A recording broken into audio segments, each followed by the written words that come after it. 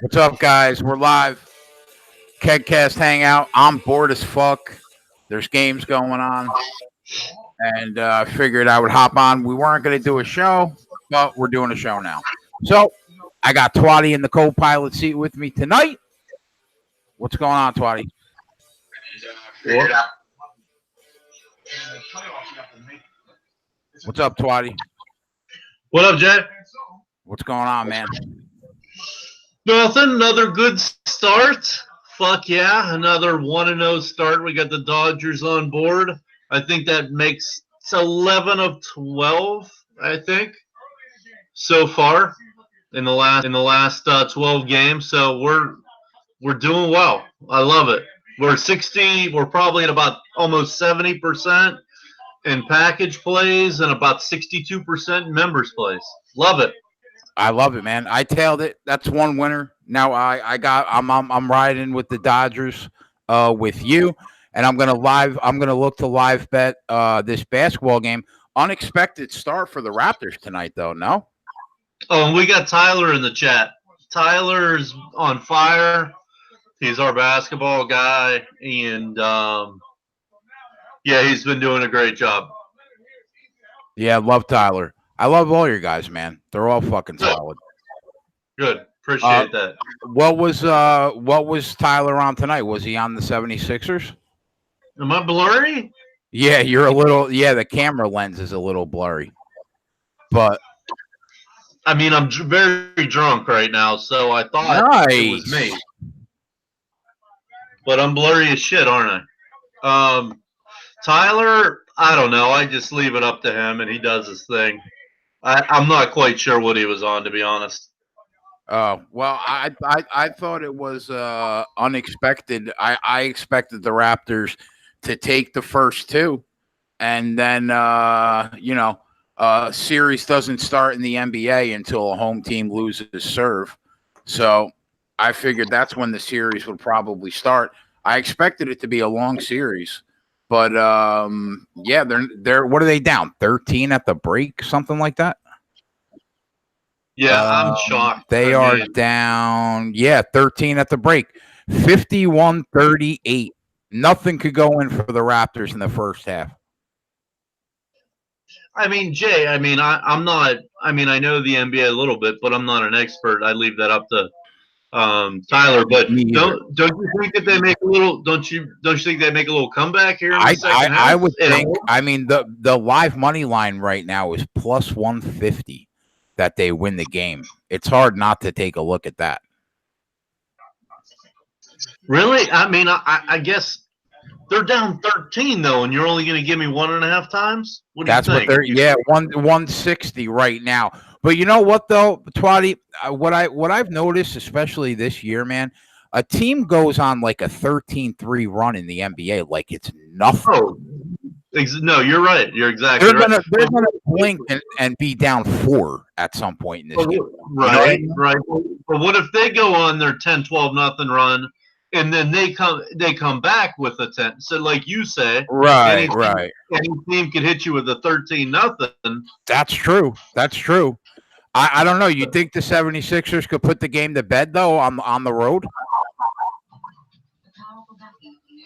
I don't know. I'd like to see – what's the second half spread?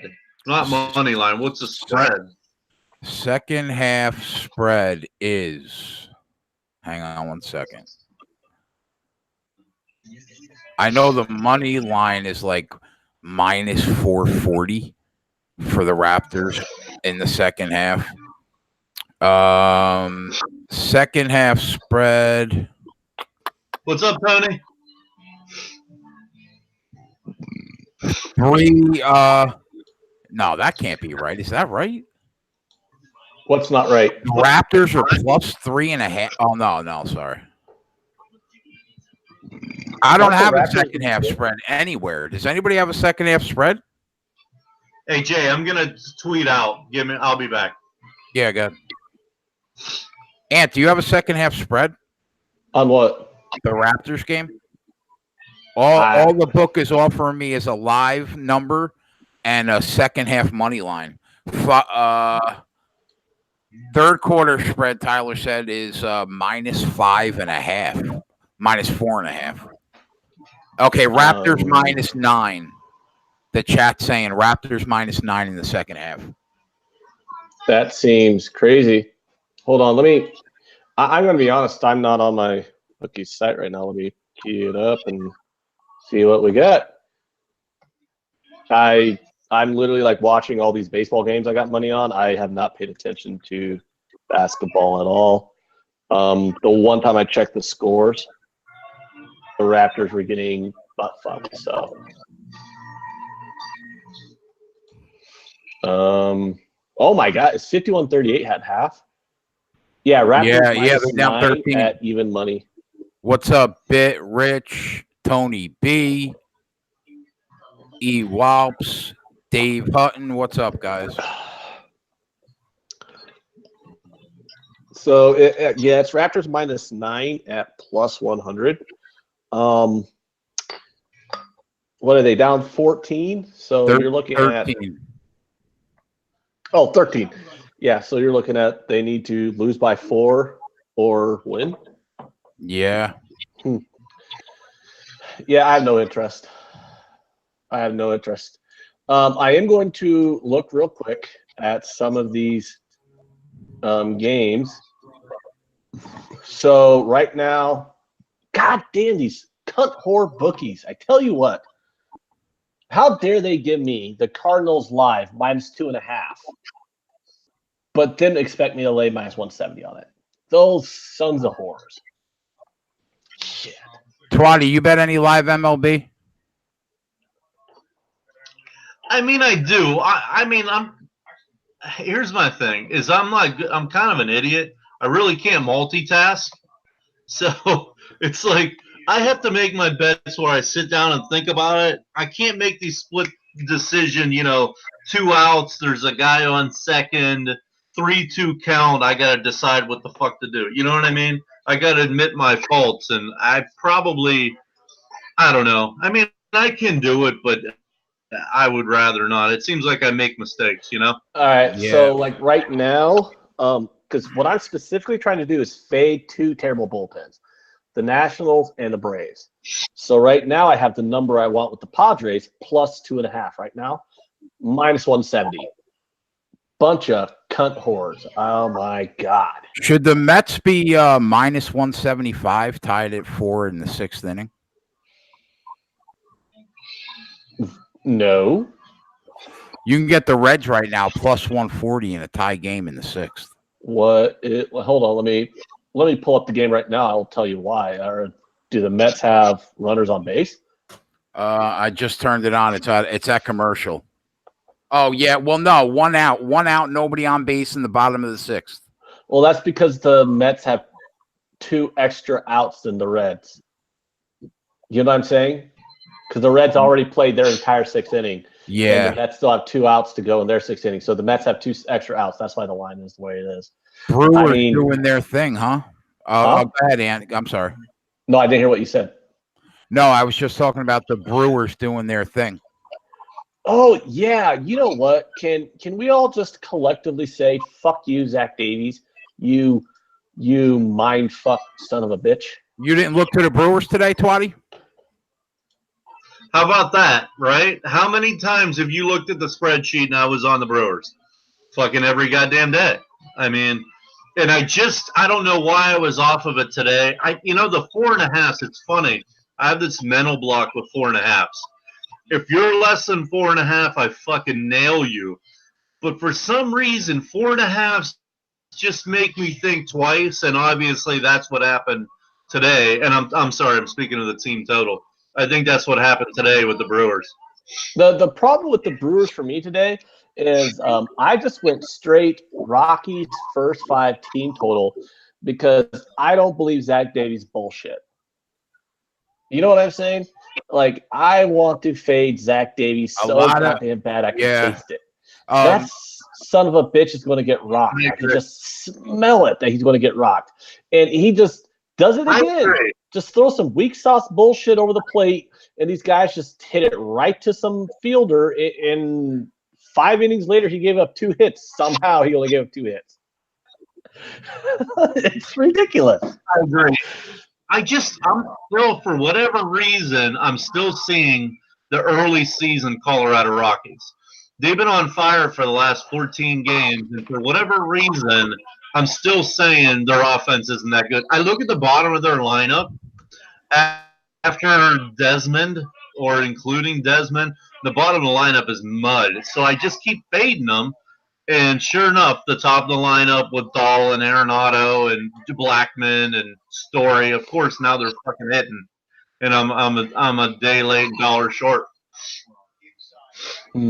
Yeah, I hear you on that. They were terrible at the beginning of the year. They were, and it made me sad because I was so bullish on their team total win, on their win total for the season, and then they just yeah, you're right. They were terrible at the beginning of the year, but they've been last 7 days they've been the number one offense in the league. Yeah, but then, I got to get on them. Yeah, good call on the Minnesota first five. Everybody, a lot of people in the low bag chat were against you on the other side. Yeah, it's because I mean, I understand why people don't want to fade Verlander. But Gerardo said you killed it on low bag today. Good job. Oh, thank you, Gerardo. Thank you. Yeah, I nailed that the Twins first five, but I'm just so mad that Rockies first five team total didn't hit. You know, I spent a good 3-4 minutes with Jimmy just shitting all over Zach Davies, and then that son of a bitch does it again. Pitching a gem today, huh? Yeah, smoke and mirrors, man. I don't get it. I said he was a poor man's Cal Hendricks, and now I'm thinking maybe he's just Cal Hendricks. They put up a run. They just put up a run, 5-1 in the sixth. You guys think it's? I don't need him to put up a.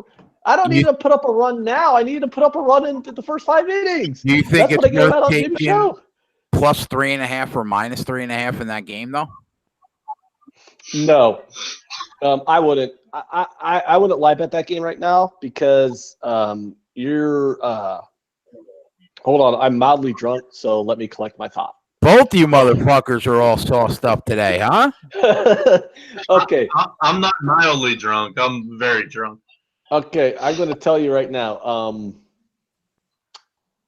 What's his bucket that's really good? He's that left-hander who pitches super awesome. What's his name in the Brewers bullpen? Hader? Yes. Hader? Yeah, Hader didn't pitch yesterday. So I'm not taking the Rockies right now because, as soon as it looks like the Rockies might be squirrely and getting up to some bullshit with some runners on base, they're going to pull out some Hader magic, and he's just going to shut shit down. How about Jay knowing a guy in the fucking Milwaukee bullpen?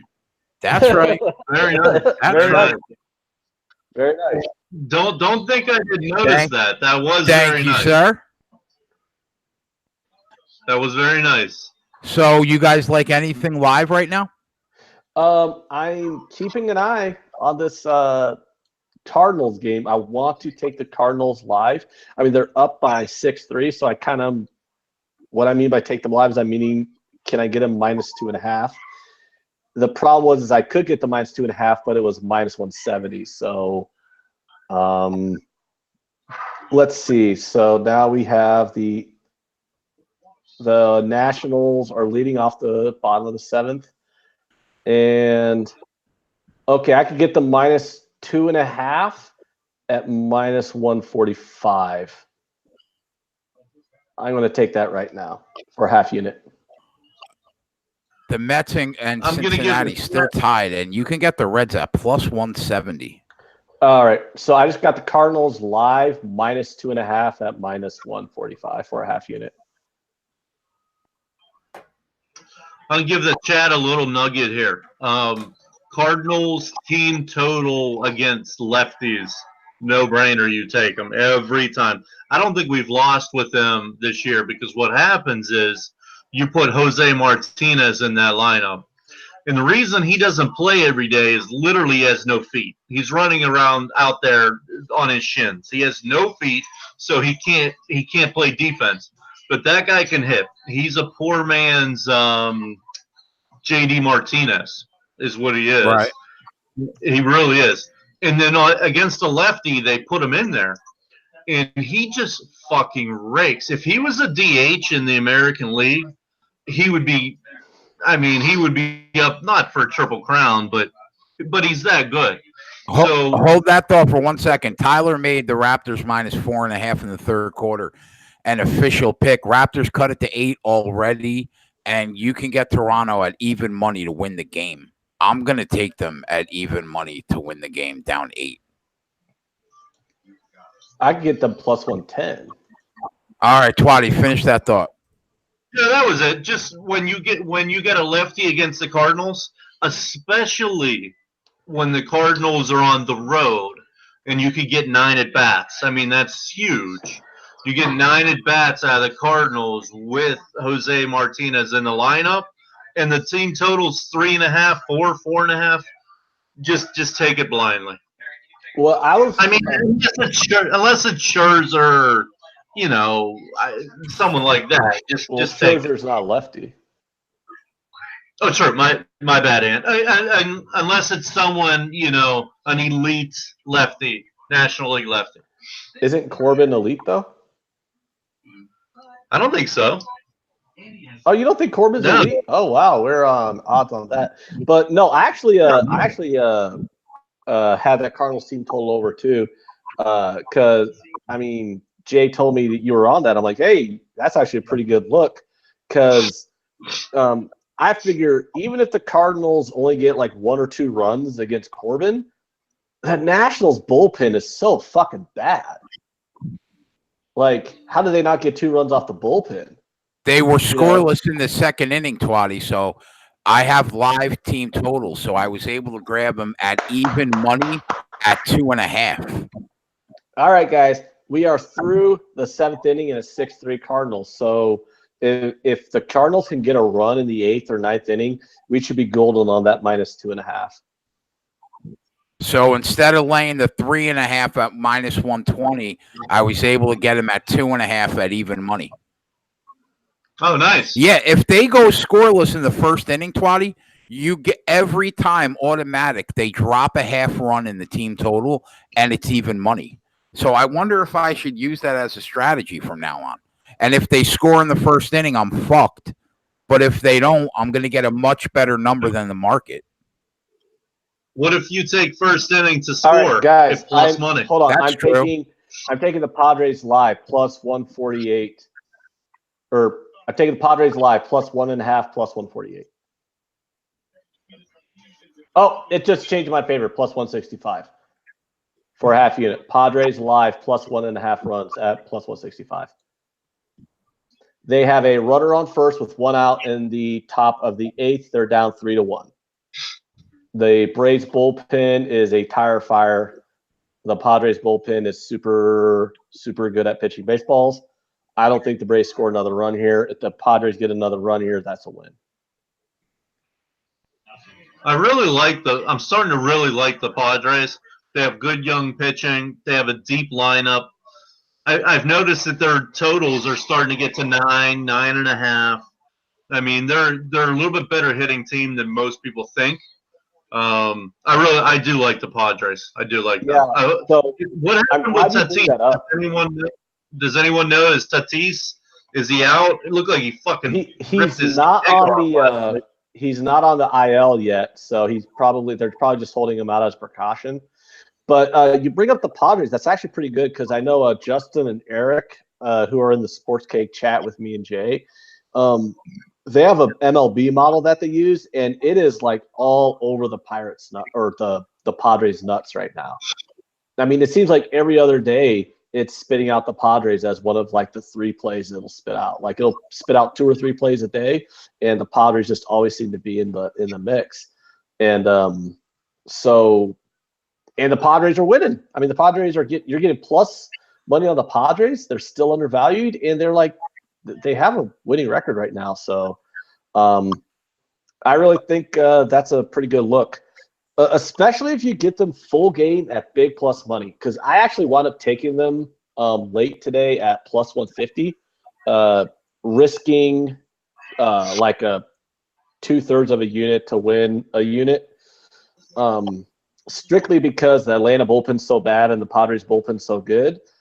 But if you could get them at really decent plus prices full game, you could be sitting pretty a lot. If that game is a 1-run game or tied after like 6 innings, you're usually going to have the bullpen advantage with the Padres. So you can wind up having a big plus money ticket in a tie game going into the 7th inning where you have a massive bullpen advantage. So I'm just kind of turning my wheels. I think I'm going to start backing the Padres a lot going forward. Twatty, I've been paying closer attention to Siakam since you were riding him, and he is a beast.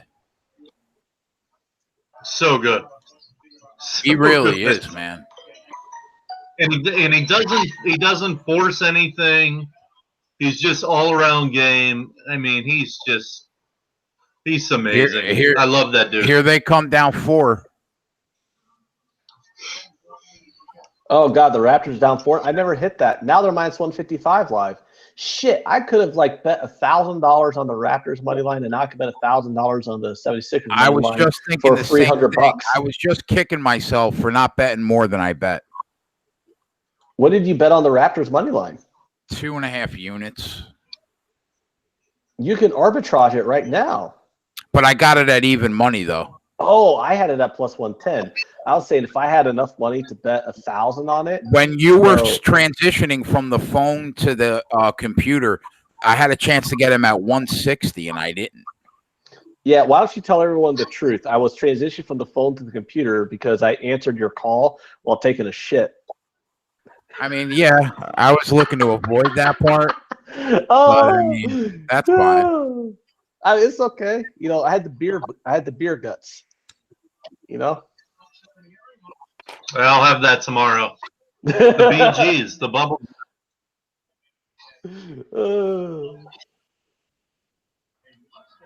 I was trying to go to the sports book tonight. My whole objective was to go down to the sports book, but there were too many bars on the way. Machado, can Machado get this dinger? I want Machado to hit a dinger right here so bad. Oh, that was not a strike. That was 3 inches low, you piece of shit. Ant's getting squeezed. Call that a strike? Ant's getting squeezed, Twatty.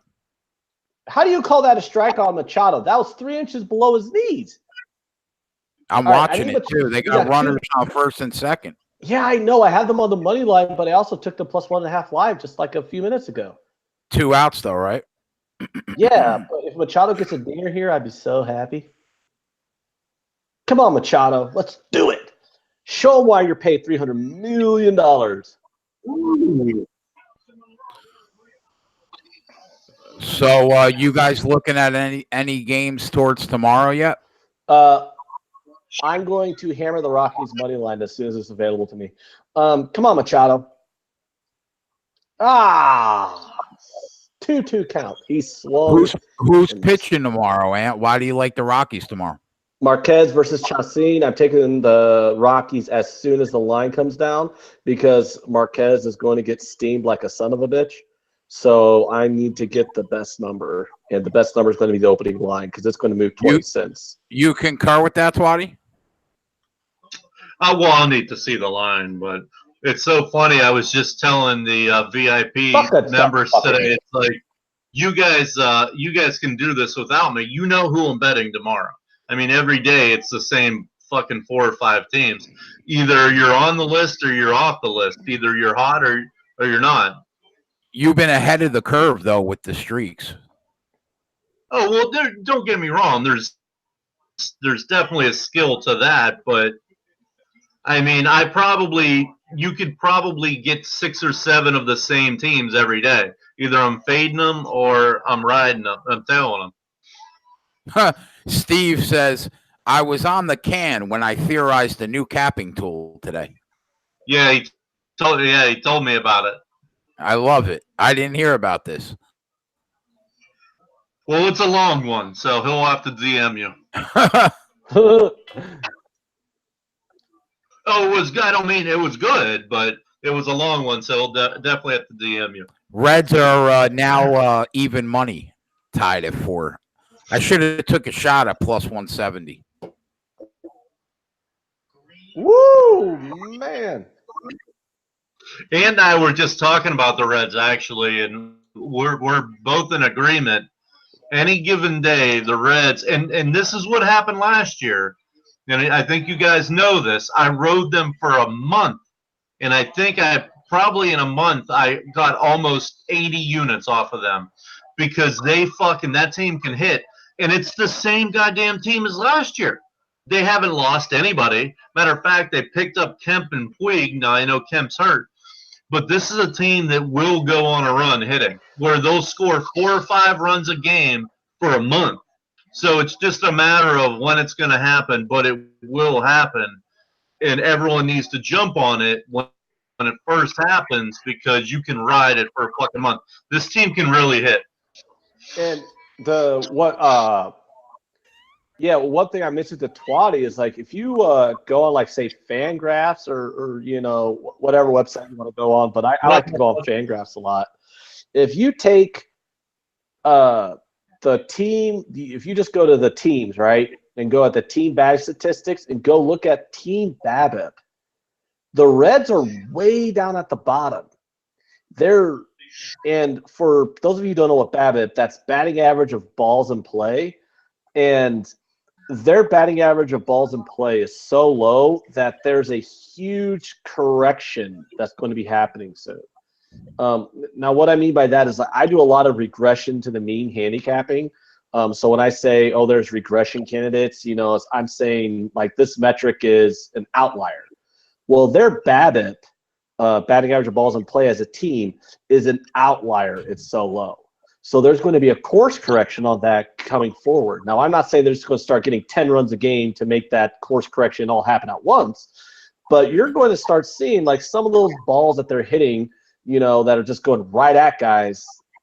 They're going to start going, your variance is going to start happening, and you're going to start seeing them go through some guys' legs, or, they're going to, that diving catch that outfielder made for a great out is going to be a diving catch that the outfielder missed that goes for a triple. You know what I mean?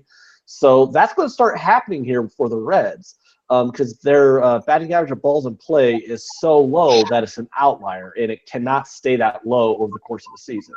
It's going to have a course correction soon, so we're going to start seeing them have some 4 or 5 runs a game, and they're going to be undervalued. We're not going to see the Reds with 4.5, 5 team totals. I mean, they're going to be like, oh, the Reds suck. Here's a team total of 3.5. You only need 4 runs to get to 3.5. And if this team in that sandbox of a ballpark of theirs, they have that course correction on their BABIP, fuck, they're going to get 6 runs a game easy. Well, here's the one thing, Ant, that we're forgetting, or I don't want to speak for you, maybe I'm forgetting, is Scooter Gennett last year was like a MVP type candidate. I mean, he was great last year, and he's out of the lineup. So maybe that isn't lengthening the lineup. Maybe that is playing a part. But ultimately, I agree. I do agree with you.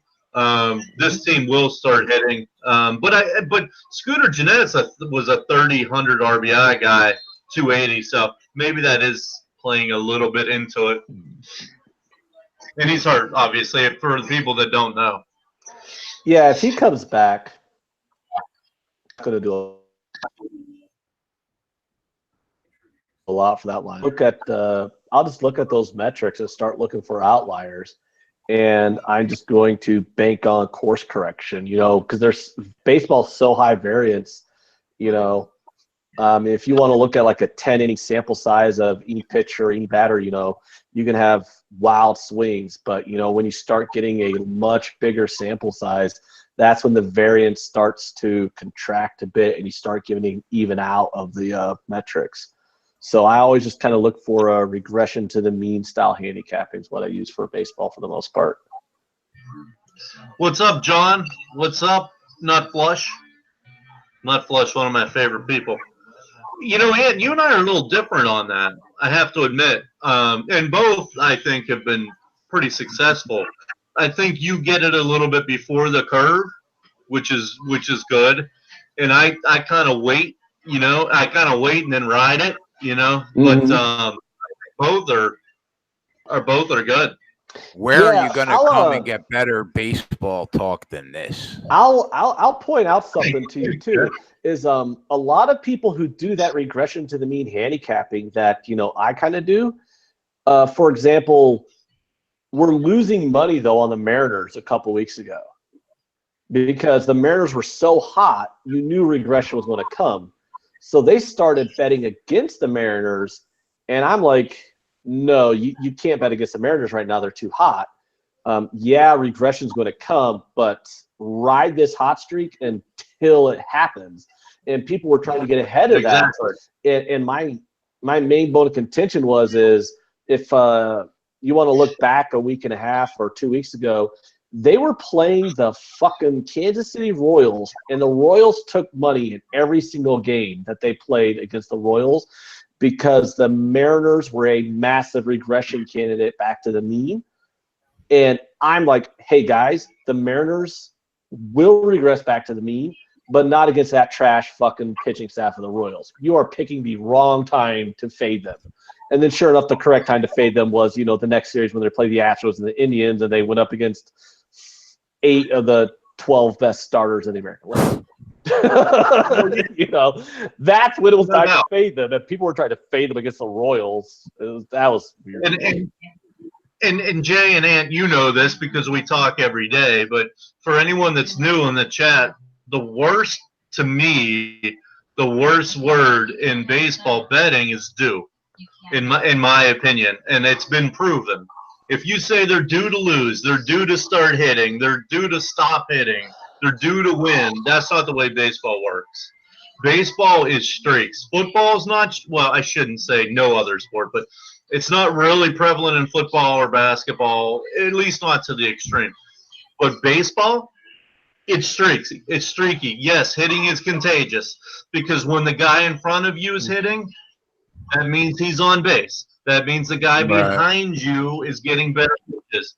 I mean, it really is a trickle-down effect in baseball, where in other sports it may not be. If your left tackle's playing well, that there's no trickle-down there. But if your number 3 hitter is constantly on base, then your number 4 hitter is going to be better. And your number 5 hitter is going to get better pitches. So it truly is a trickle-down effect in baseball.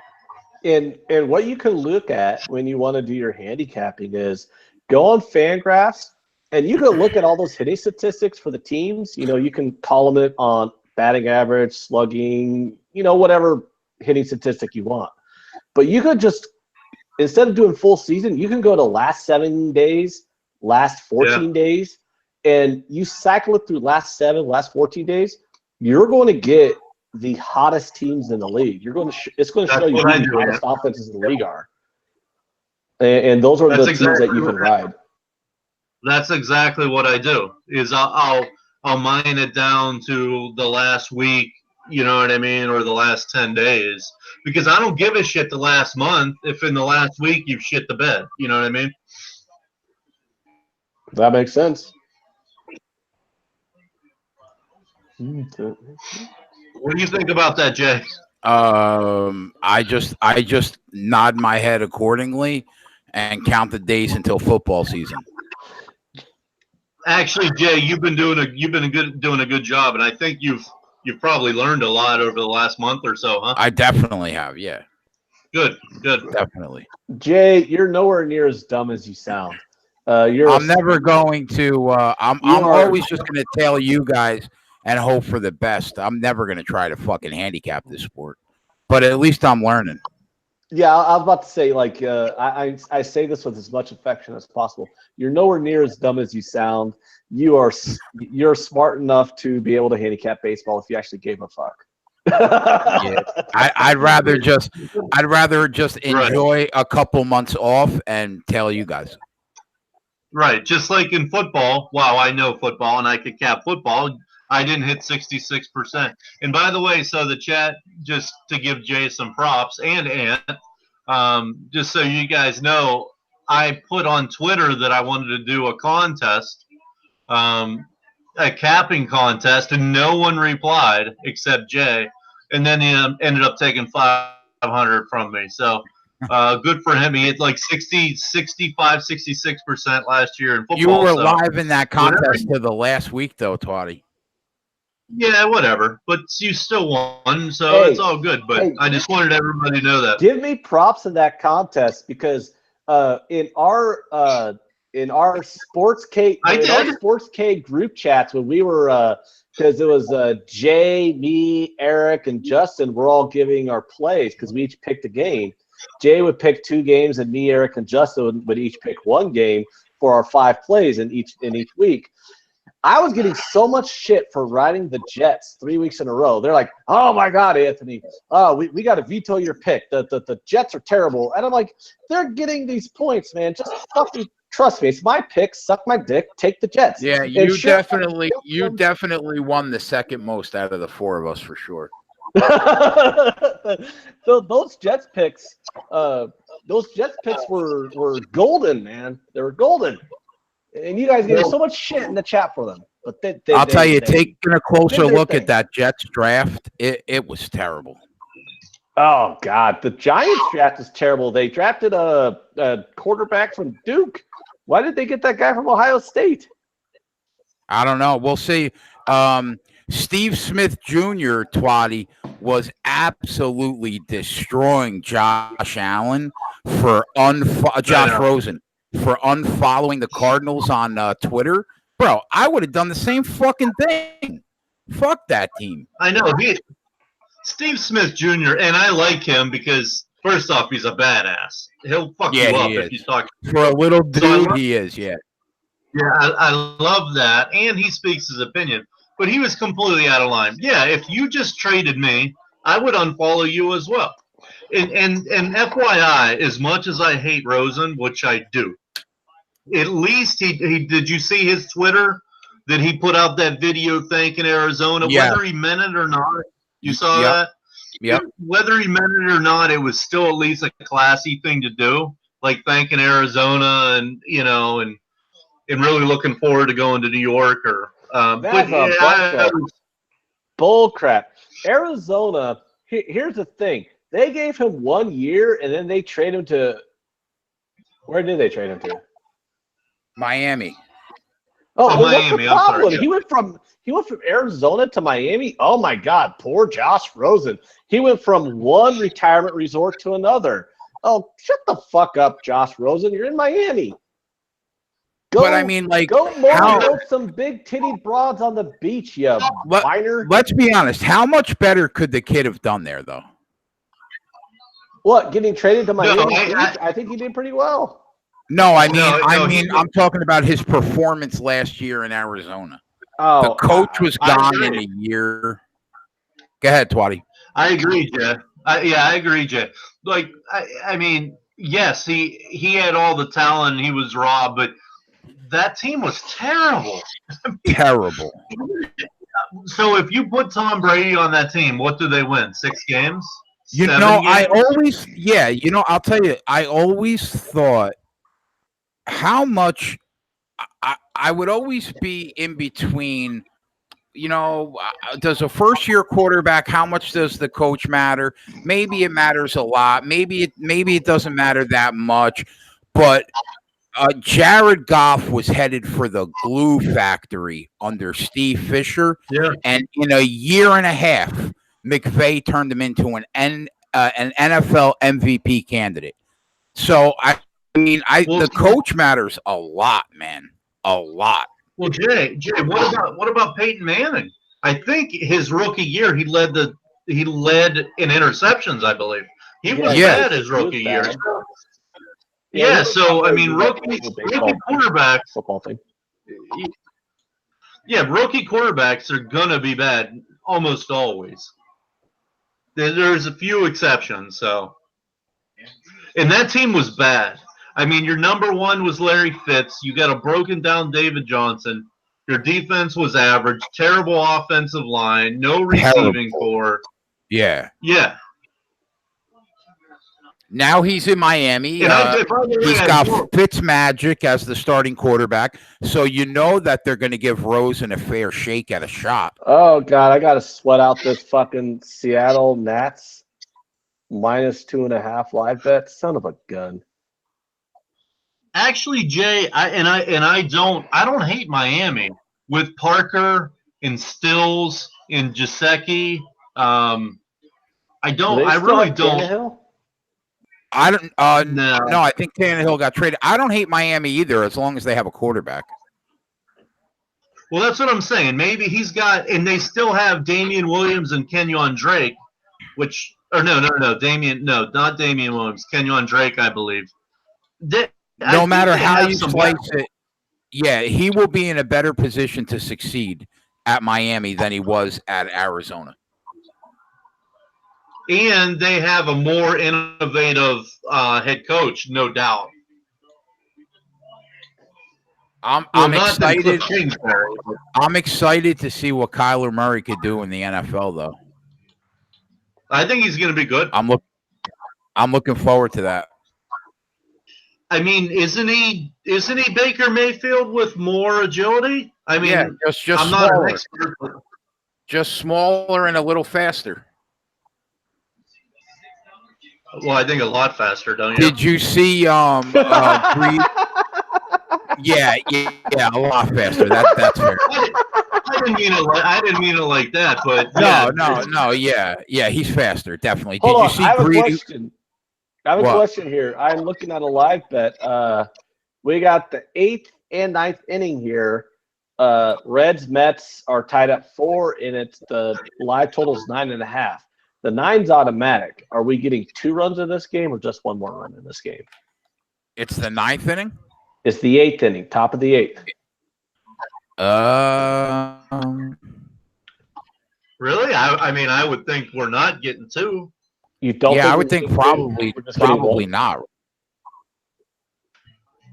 I mean, you're going to see Diaz in the 9th. I would think. What's the score? 4-4. Live total is 9.5. Oh, what? Okay, yeah. So it's 2 wins, right? Shit, I don't know. Yeah, I'll lay off that one then. Did you see Greedy Williams? Greedy Williams, Twatty said the Cleveland Browns are winning a Super Bowl next year. I mean, I can't believe that they got Greedy Williams and Mac Wilson. I can't believe they got both of them. Yeah, absolute steal. Can you steal? Can anybody legitimately tell me the reason why Baltimore got 2 game-breaking wide receivers with a quarterback that can't throw the ball?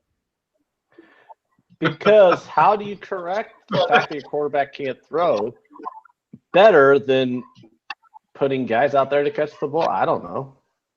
I couldn't believe those 2 picks when the weakest part of that offense is the accuracy of the quarterback.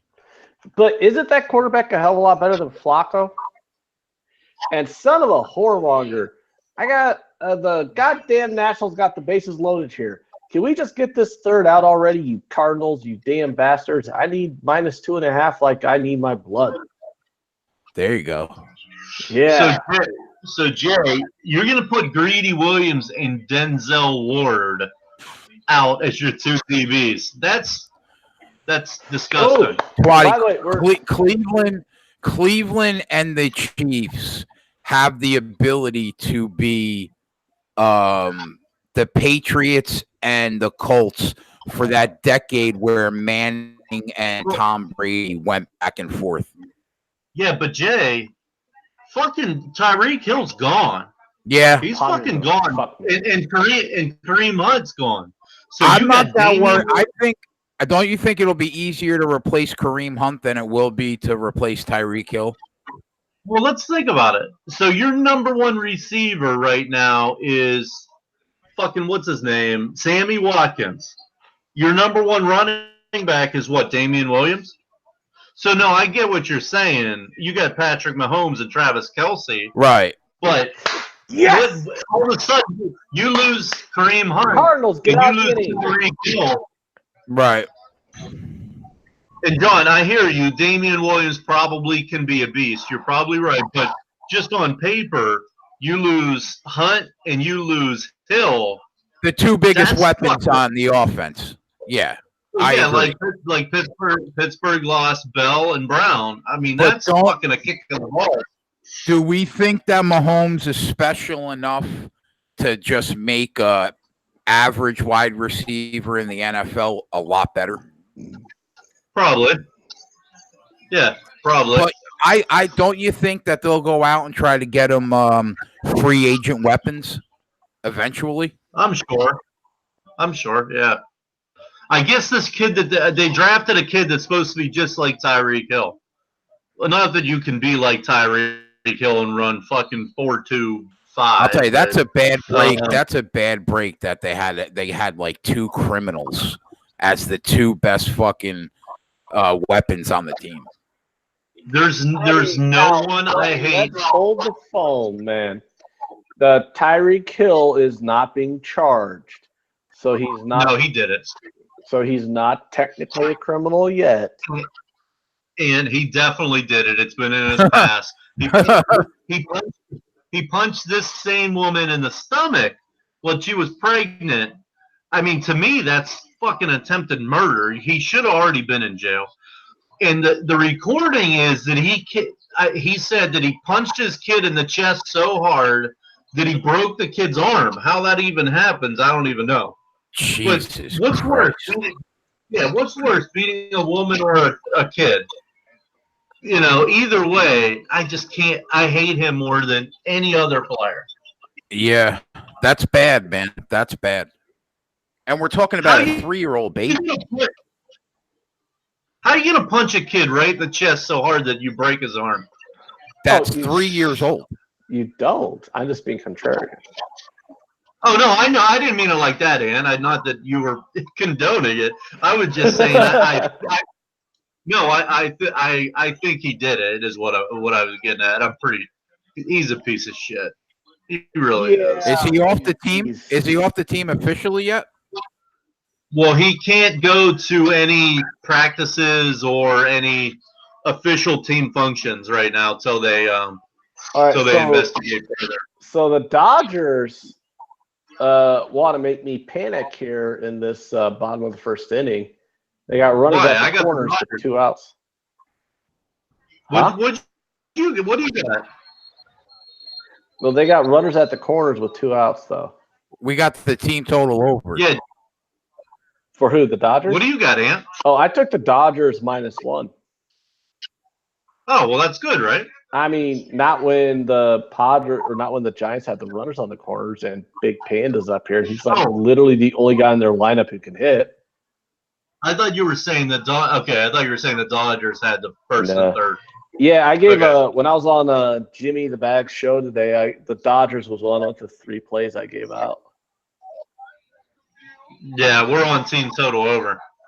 Oh yeah, it was 4.5 for me, and I didn't really want to bet an over 4.5 in the Padres or in the Giants ballpark. Like if it was 3.5, I would have taken it, obviously, or maybe even a 4, I would have taken it because then I could just push if it gets to 4. But 4.5. Somebody was saying in the low back chat today that San Francisco is usually low key successful against the Dodgers. Is that true? People who handicap like that don't know how numbers work. So fuck them. Maybe, yeah. If you're just talking about wins and losses, I really don't know. Yeah, who gives a fuck about wins and losses, right? No, I mean they're low key. They're not that successful against the Dodgers. Here's the thing: like the San Francisco is the 2nd worst team in the National League. The Dodgers are the best team in the National League. San Francisco's lineup is literally, hey, who's worse than San Francisco? The Marlins. That's it. The Marlins are the only lineup in the National League that is worse than San Francisco's. San Francisco's like 28th in the majors in like almost every statistical offensive category. The Dodgers lineup is super awesome. So, they got out of it. And when you put these things together, you have one team who's super good at scoring runs, another team that's super not good at scoring runs. You have one team that's got good pitching.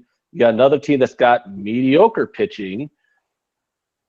I don't care about rivalries. I don't care about revenge or whatever. I look at the numbers.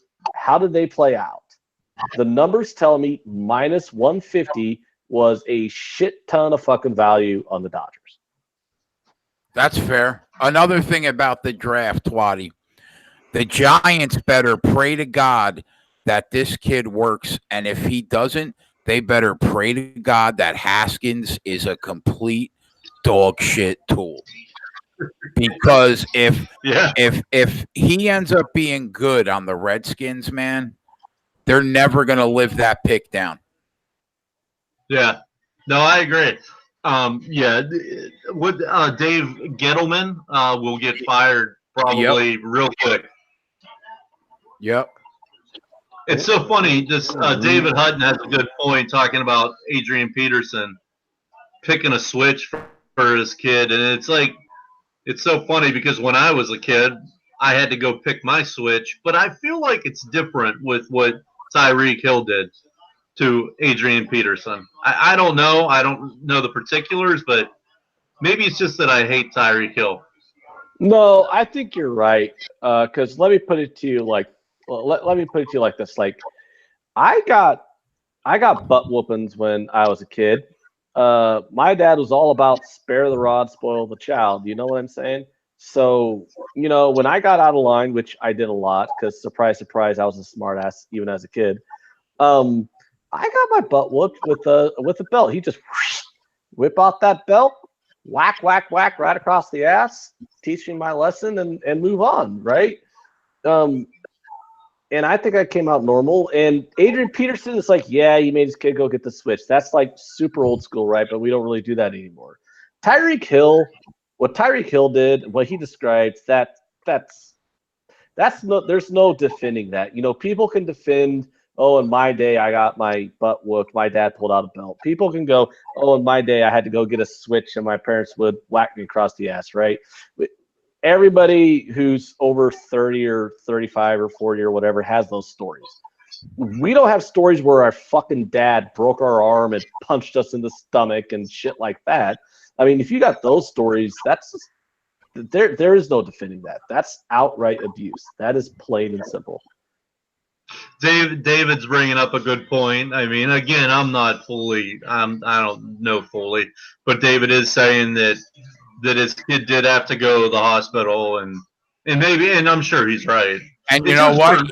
He's playing in the league, so it would not shock me if Tyreek Hill and Kareem Hunt are playing in the. Well, Kareem Hunt already is. He's on the Browns. John Costella in the chat says when Ant said he came out normal. Yeah, okay. Maybe I'm not normal.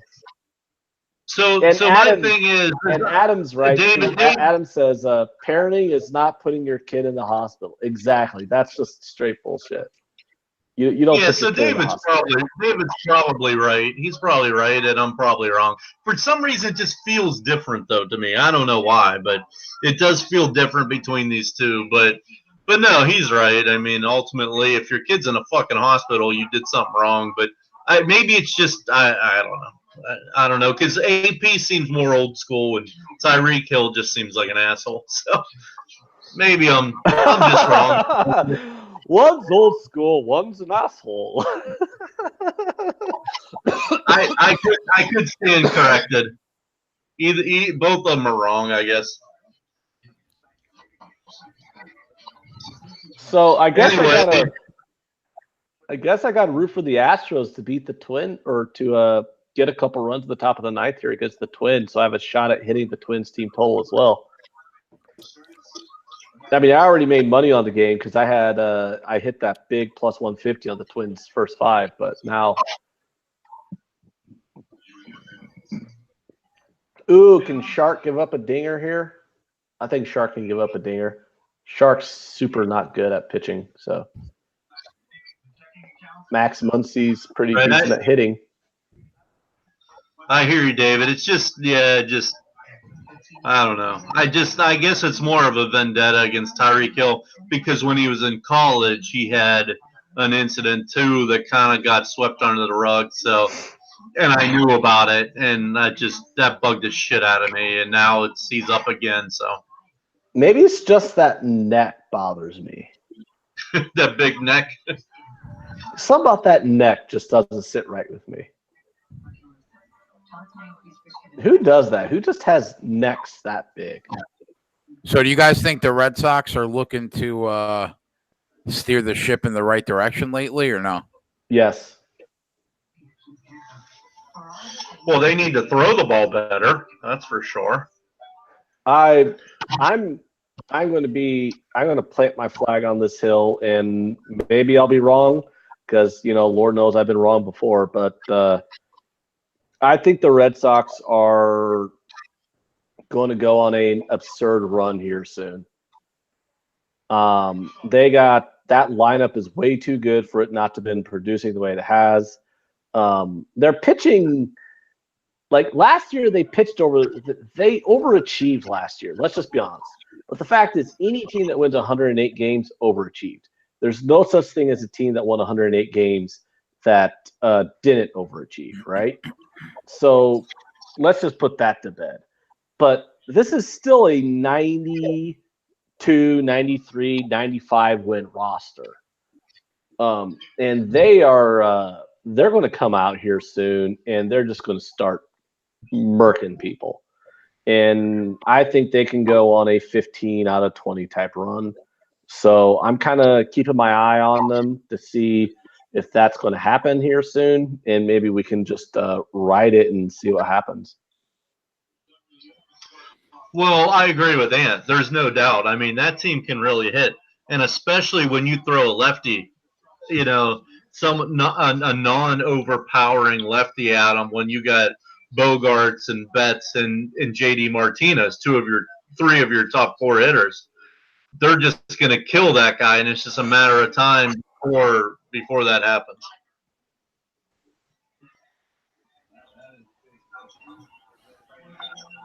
And what about when the Yanks get their guys back? Jesus, they're finding a way to hit now somehow.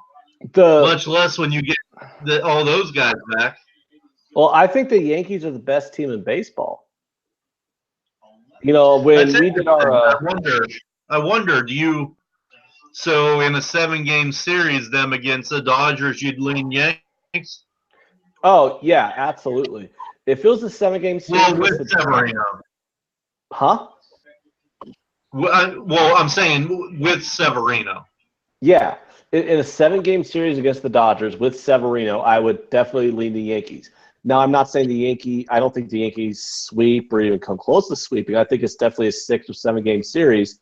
And if you give me enough plus money on the Dodgers, I might take the Dodgers series price because I'm a sucker for value, But, yeah, the Yankees are the best team in baseball. The Dodgers are the best team in the National League, but with that lineup healthy and with Severino in that rotation, the Yankees are the best team in baseball. Yeah, I would probably agree with that. The only problem is I think people are sleeping on the Indians. If the Indians get some bullpen reinforcements and their lineup, because they get some depth with that lineup. Like the top of their lineup is pretty good. They got Lindor, Ramirez. They got some 2 MVP caliber guys leading that lineup, and then you got Kipnis is in there, and he's pretty good at hitting baseballs too. Well, yeah. So it's Santana is having a great year. Yeah, but their problem though is they don't have a lot of depth to their lineup. So if the Indians are able to get some depth pieces at the trade deadline and they get some reinforcements to that bullpen, you can't. Even though I think the Yankees are the best team in baseball, and even though I also think the Astros are better than the Indians, and even though I think the Dodgers are the best team in the National League and also overall better than the Indians, that rotation can very well take that team into the World Series and even have a World Series win. That's why the Indians are one of only 3 teams I bet to win the World Series, because you're going to give me that rotation, which front to back is the best starting rotation in all of baseball. Like, if anyone says the Indians do not have the best starting rotation front to back in all of baseball, they're incorrect. That's just a factual statement right there. And I'm getting 12-1. Come on. You're going to give me – I got the Indians at 12-1. You're going to give me 12-1 with that rotation? Yeah, there's a lot of value there. Well, for you to win that bet, though, they need to get a bat at the deadline. And why they do? I mean, we'll see what Seattle. We'll see what Seattle is. At that time. I mean, Edward Encarnacion would be a good pickup at the deadline if Seattle's out of it. He'd come back to Cleveland, and he could put them over the edge. Yeah, especially since, like, you're right there, because Seattle's not going to hang around. I mean, Seattle. I mean, it's super glorious that they had a really good beginning of the season, just knocking the cover off the ball. But their pitching and their defense is fucking terrible, and they're not going to win every game 8-7. Yeah, they can't pitch. Yeah, I mean, they can't pitch and they can't play defense. They can hit, but that's all they can do. And when worst comes to worst, you have to learn how to do something besides just hit the ball. So Seattle's going to fade, and if they wind up trading some of those pieces of their lineup, if the Indians wind up being the beneficiary, I'll be happy because I got win totals on the Indians, and I got a World Series bet that's 12-1 on the Indians. So we'll see what happens. My other World Series bets was the Dodgers and the Yankees. So. Well, one thing I think about Seattle, though, in regards to a betting perspective, is I do really think this lineup, though, will hit all year. I really don't see them fading. I've watched damn near every one of their games, and if you want team totals, I think that is a team that you can ride. They're so deep, and they got so much power. That is a team that you could ride those team totals probably all year. But you're exactly right. They're going to be losing games 7-5, 6-4. It's going to happen because they can't pitch. What's up, Rich? Yeah. What's up, man? So the Padres +1.5 at +165 lost, but the Cardinals at -2.5 did win. So I guess we broke even on the 2 live bets I gave out on the show. That's all right. We'll take it. Who's excited to watch Dame Lillard tonight? Oh man, I can't wait. Is he putting himself in the conversation as one of the top 5 players? I think he's probably been a top 10 player for a long time. Right, but right now he is just dominating. Yeah, he's playing at a different level. There's nobody better in the playoffs that's playing than him other than Durant. And what about Dame Lillard saying, I'm not going anywhere. I'll take less money. This is where I want to win. I want to bring a championship. I mean, who knows if it'll happen. I mean, when the money starts flowing. But I kind of believe him, actually. I kind of believe he wants to stay there. And if Portland can get the money close to what everyone else offers, that he'll stay. And that would be awesome. I really like Dame Lillard. I think he's a great dude. He is really good, man. He is really good. I think it's going to be really hard to beat that Denver team when they don't have a ton of size, though. And right, yeah. They only won 1 out of 4 games. There was a game where Jokic and somebody else didn't play. Jokic and maybe Gasol. I'm not sure. What are you talking about? Denver? Yeah. Oh, well, yeah, I'm sure Jokic, but I tell you what, losing Nurkic for Portland was huge. Yeah, that was really huge for them. But I think it's going to be really hard to beat Denver, Twatty. I like them a lot. No, and they probably won't, but that doesn't change the fact that I love Damian Lillard. You know? Oh, dang. I better So watch you're, into this Royals-Rays game. Somehow I'm sure the that Royals will Portland come back. will, That makes me I'm sure sad. Portland will lose, but that's okay. I'm just excited to watch Lillard play.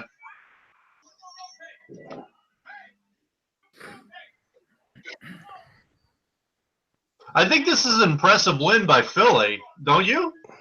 Yeah, it's looking that way.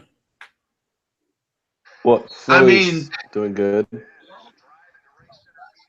yeah, provided that they win. Yeah. That's a good win on the road. Oh yeah, definitely.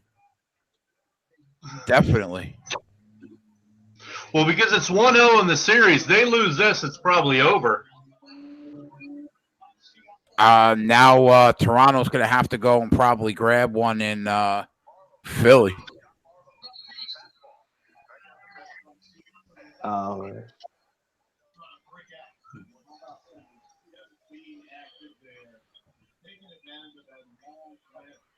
Yeah, that's kind of annoying that I gave out 2 plays. At least the play that lost was the plus money play, and the play that won was the minus money play. So it's a break even on those 2 live bets on MLB. It's all good. I'm desperately wanting the Rays to add on here though, because I told Jay what my series bets were because I bet a lot of series plays for baseball. I have the Rays here. I laid minus 180 on the Rays against the Royals in this series. So I like the Rays to add on some runs here and take care of business. What's up, Brian? Yeah, you don't bet that many series bets, do you, Twatty? No, I was about to tell you. I was about to talk to you about that. I mean, I don't. I need to diversify a little bit, to be honest. There's probably angles, and I'm real happy with the results and all that, but there's probably angles that I'm missing. You know what I mean? But I'm an old dog. You can't eat kicks. Yeah, the series bets is you can be a lot more chalky with a series bet than you can with it's like just a regular game, because you're basically daring a shitty team to win 2 out of 3. You know, like Toronto down 5 with the ball, bro. 3 minutes left. Yeah, I hear you, Ant. You're right. Yeah. And I guess so much depends on where you are in the rotation, too. Like, is it my number 1, 2, 3 against your 3, 4, 5? I'm sure all that matters, too. Yeah, I look at the rotations. I'll look ahead because you can kind of figure out what the lineups are going to be, or not the lineups, but you can kind of figure out, you look ahead and see what the starting pitching matchups are going to be, and you can kind of guesstimate what the lines in each game are going to be.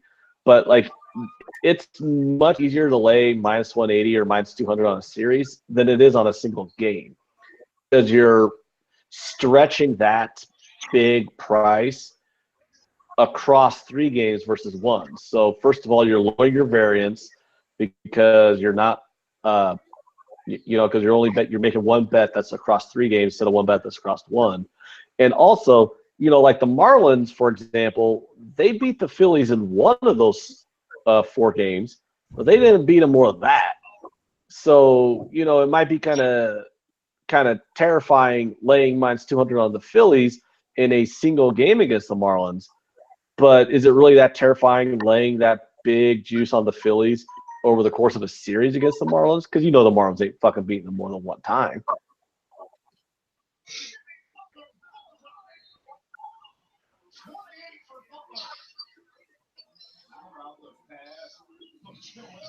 Wow, that's a big shot by Butler there. Yeah. Who do you think wins the game tonight? Denver takes the first one at home? I don't know. I mean, do you go with the superstar? In NBA, it seems like if you got a superstar, he can carry you. But I mean, ultimately, I'd like to see the line. I'm sure it's what is it, 6 or something? But I think it's 4. Yeah, 4. okay. Yeah, so basically what they're saying is on an even or on a neutral court, that's about even. I mean, if you're I given was 3 thinking, points, I was trying to think about that. What is like the standard home court in the NBA? Is it like football?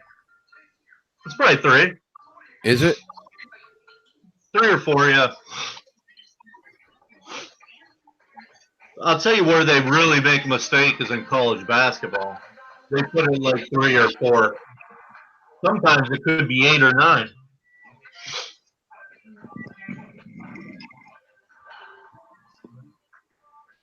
Big fucking 3 by Lowry right there.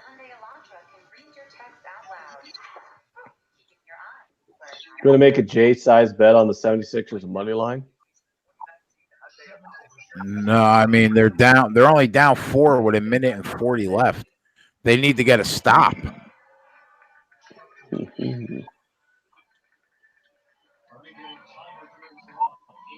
Oh, that. Is that a bad call right there? I'm behind you.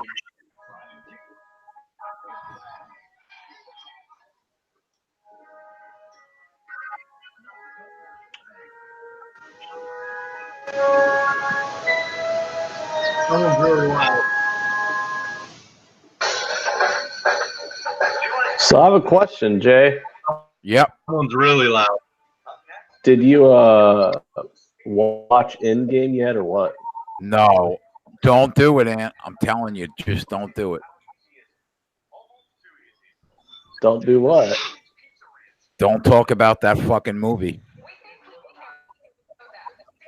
I mean, like, dude, it's made $1 billion already. You're literally the only person who hasn't watched it. I don't care if I haven't seen the movie 6 weeks from now.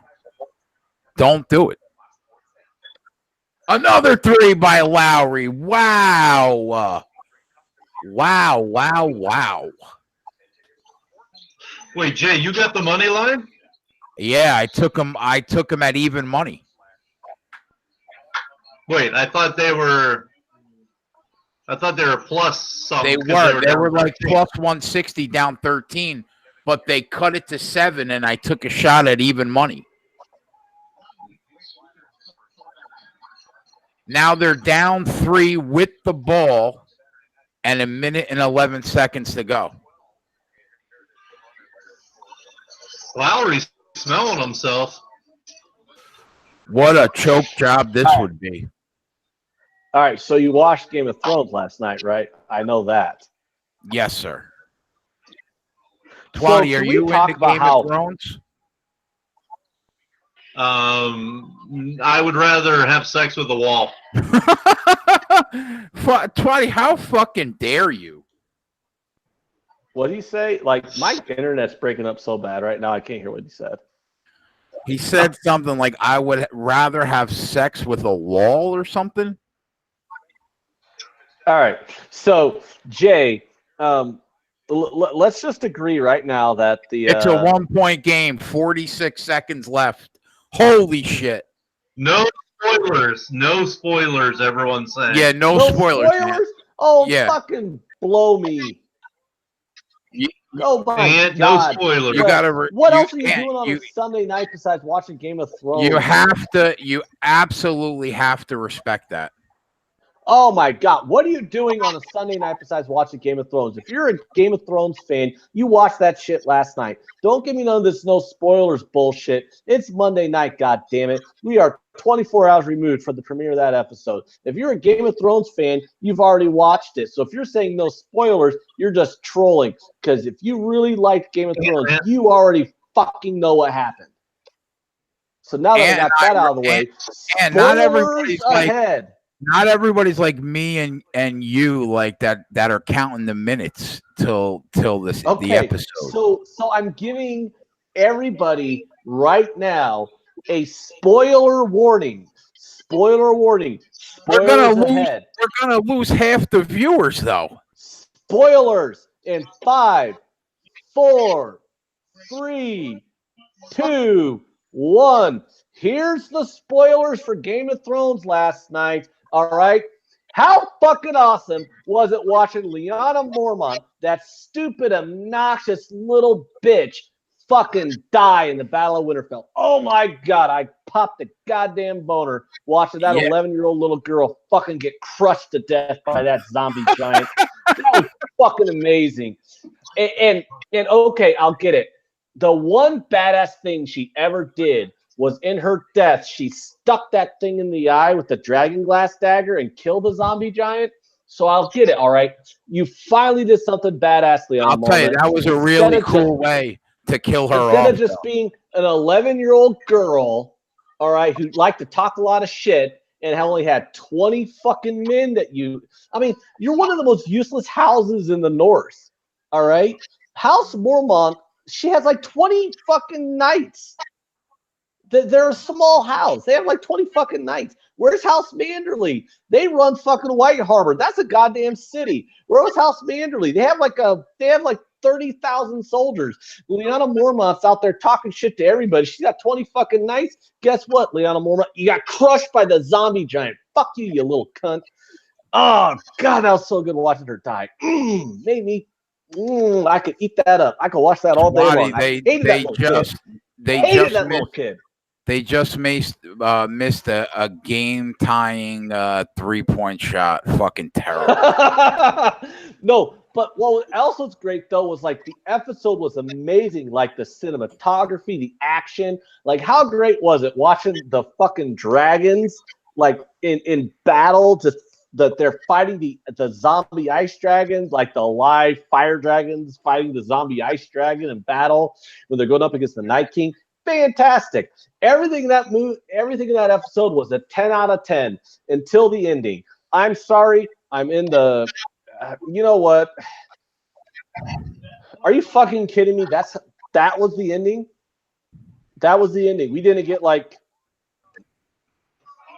I'm dumbfounded by the ending of that episode. Arya Stark just comes out of nowhere and shanks the fucking Night King, and then that's that? Get the fuck out of here. Fuck you. That was bullshit. That was not. Do you feel better? Do you feel better now?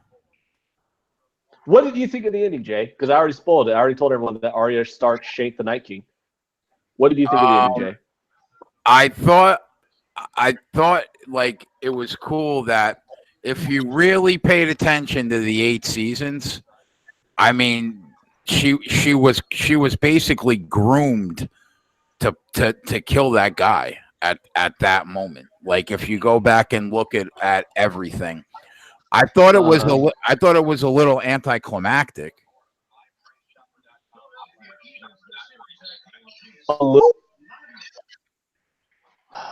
Can you hear me? I mean, I didn't like it. I didn't like that at all. I mean, because you got like Twatty's in his own world right now. Well, you know, like you got Theon, like I love that sacrifice of Theon. You know, when Bran tells him, "You're a good man, thank you." Theon just gets ran through the Night King at the end there. But then it's like we get nothing. I'm like, okay, are we going to get some dialogue between Bran and the Night King? The best scene of the show was when she was with Melisandre when they were trying to get through the door and it was barricaded and she said, "What do we say to the god of dead," or whatever she said? Not today. That was the best scene of the whole movie, the whole show. And it I knew from that moment that she was going to kill him. Yeah, and it was just I didn't like that ending, man. That was so anticlimactic. It was I thought it would last more than one episode. Well, here's the thing, too. You know, like we have no backstory now on the Night King other than that flashback where we see the children of the Forest creating him thousands of years ago. But we have no real explanation on why he wants to destroy the world of the living. Like we have no nothing. You know, I was thinking, hey, maybe him and Bran can have a conversation. Maybe there'll be some like, you know, Bran will do his fucking ward power shit. Oh, which by the way, when Bran's like, I'm going to leave for a while now, and he goes, does his little ward thing, and he goes to the Ravens. What was the point of that? Nothing. I don't know, but the biggest criticism for me was how dark it was. It was so hard to see. You couldn't see shit. Yeah. Yeah, like that would have been a great battle scene to watch if we could tell what was going on, right? And what was John gonna do at the very end when he faces the dragon and starts yelling like fire is gonna come out of his throat?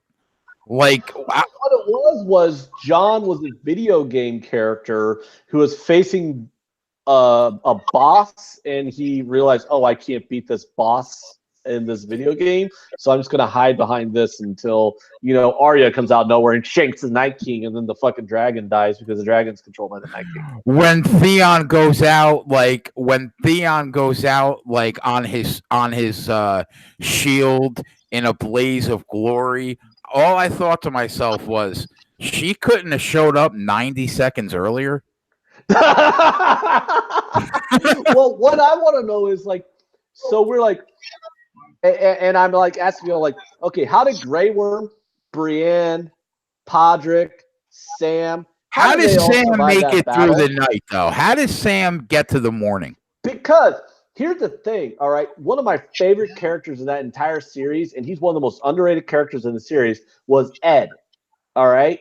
Like, everyone's going to be like, well, who's Ed? Ed was the guy from the beginning. He was with John. It was Ed, Pip, Sam, and John from the very beginning on the wall. You know, and Pip got killed in the battle with the Wildlings 3 seasons ago, and that was super sad, but Pip was super awesome.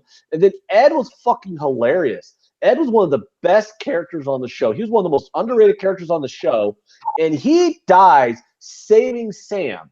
He dies at the beginning of the episode, saving Sam during the initial charge. And what the fuck happens? Sam's a little whiny fucking bitch. Sam's like, ew, I'm scared. You know, do you know that I had to go back and rewatch the show because somebody in Rob Yellowhammered in Twatty's group chat said he makes a comment. He says, if you guys would have told me that Bronn died first, I would have been pissed. I said, wait a minute. Bronn died? Bronn wasn't there. I said, how did I miss that? He wasn't even in the episode. I had to go back and watch it, and I'm like, Bronn didn't die. And then I go back into Twatty's chat, and Rob's like, oh, somebody was there. It wasn't you, Rob. It was somebody that was like, oh, that's my bad. And I was like, motherfucker. It was somebody in Twatty's group chat. So I rewatched it last night for a second time. Yeah, I mean, but my problem is that, you know, like, Grey Worm had his retirement speech with Missandei in the episode before. And you're like, oh, okay, Grey Worm's going to die because he's on the front lines. No, he lives. And then you got Brienne, like, her whole plot arc comes full circle. Her story's done. You know, she becomes a knight. Oath. Brienne is one of the most noble, awesome characters. Oh, of course it was Sean. It was fucking Sean. Of course it was fucking Sean. So I watched the episode again because of Sean telling me that Bronn dies. And Bronn wasn't in the episode. I know he wasn't in the episode, bro. I thought I missed it somehow. So another person that I thought was going to die. I thought the Hound was going to die saving Arya. No, what they're going to do, like, I knew the Hound was going to die because they're going to do Clegane Bull. You know, they're going to do that fan service Clegane Bull. So I knew the Hound wasn't going to die. But I mean, I thought Brienne was going to die for sure, and she should have died because she got everything she wanted. She got knighted. She'll die now when they go to King's Landing. Oh God! I mean, it just would have been epic for her to die.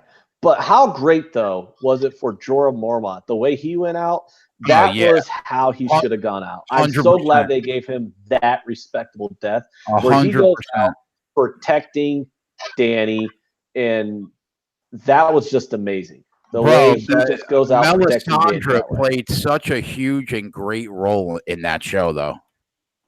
In that last episode. All right, let's stop talking about it. We got people muting the show. Let's go back to sports. All right. Yeah. Well, I gave everyone spoiler warnings, so you can't say I didn't give warnings. All right. We are done talking about GOT. Come back to us. Okay. We didn't lose that many viewers. We got people watching on mute. Twatty fucking could have baked the cake in the time it took you to get through the fucking rant about the Game of Thrones. Yeah, but I mean, is your opinion about Lyanna Mormont the same as mine? Yeah. Now we got 4 more episodes, right? 4 more episodes. 3. Oh, 3. Oh, okay. Yeah, it's a 6-episode season. So I dropped 2.5 units on the Raptors. That sucks. I mean, shit happens. What do you want to do, right? I wish they didn't have a shot to fucking tie it. Well, Ramon Scott went ahead and organized his sock drawer, so he did some really. I thought I had some good one-liners. That was better than mine. I had to macrame, had to tar my driveway, had to put an addition on my house. I re-sided my house. I would rather do anything like Game of Thrones. Huh. I got my Why knitting are you such done. a hater? Why are you such a hater, Matt? I don't know. I'd probably like it if I watched it. I'm telling you, Twatty, if you watch 2 episodes, bro, you would be done for. Probably. But in the meantime, I have to organize my sock drawer. The books are even better than the show. The books are amazing. The show's actually been pretty kind of subpar since season 5. Who's Jessica Fine? Not Flush? I feel like I heard that in the low bag. I have no idea who that is, actually. I feel like that is a Jimmy Troll or something. Yeah, I think that's a Jimmy Troll. Jessica Fine?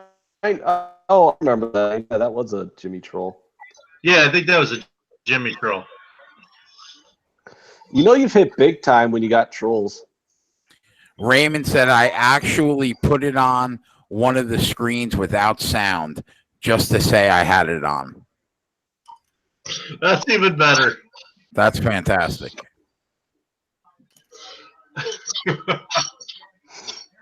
So when are you going to finally watch Endgame so that way we can talk about that?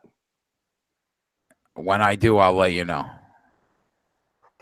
I mean, is it even a spoiler to say that they bring people back, considering that Spider-Man 2 has literally You're playing with fire here, Larson. I'm telling you, you'll be banned from this fucking show for life. The fucking trailer for Spider-Man 2 is on YouTube, dude. Jake Gyllenhaal plays Mysterio. I haven't seen it. I mean, Spider-Man 2 already has been filmed, and the trailer is already on YouTube. I just saw. I didn't even realize that they had a trailer for the Dark Phoenix movie. I just saw that today.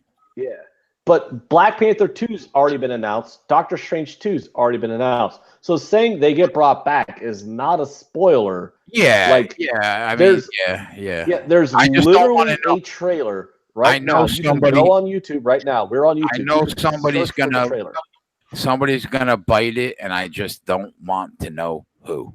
Oh yeah, there's people who legitimately die, but like everyone who got dusted, they do come back. Yeah, that makes sense. Yeah, but So Steve, you're looking for a mature enough woman? Go young, go 21, go 22. That's what I'm talking about. That's what I go for. Doesn't always work. That's what I get. You ever been married, Twatty? Nope. And I really haven't been close. Really? Yeah, close. Maybe once. My baby mama. I guess I was close. Oh, you got a kid? Yep. Oh, nice. How old? 17. Wow. Yep. Wow. Good for you. Yep. It's a beautiful thing. It is, I don't man. believe in It's procreation. so awesome. I'll tell you, man. That's the key. Like you did it right. Like you got the kid without the wife. That's beautiful. That's doing it right. Yeah. I agree. That's so fucked up, but so true. Thanks, Jay. Take it from someone who You got the beautiful kid. Got the beautiful kid without the fucking wife. That's great. Take it from somebody who knows. Believe me. I'm with you. You guys could just like not have the kid at all, like I did. That was pretty awesome. No, I'm thrilled. I'm thrilled. Yeah, the kids are fantastic. They really are. I mean, they get a bad rap. They get a bad rap from people that are like, "Fuck that! I would never have a kid," but they are fantastic. Yeah, I don't know what I'm going to do with.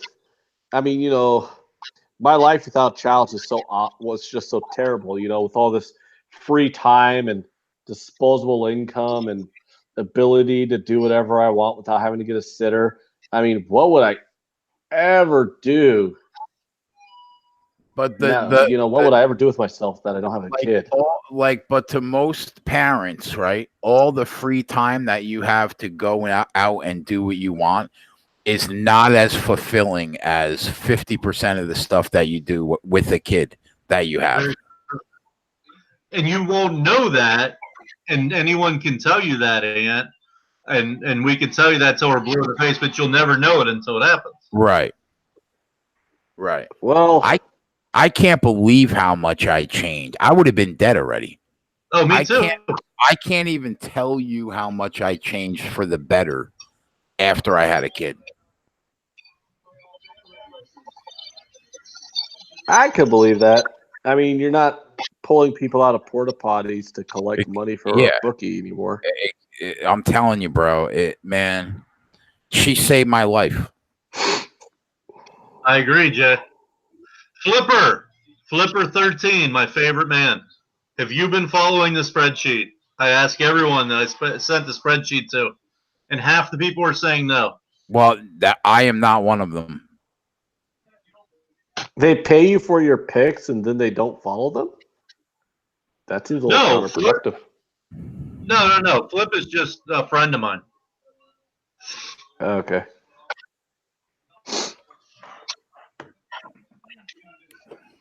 God damn it, Raptors.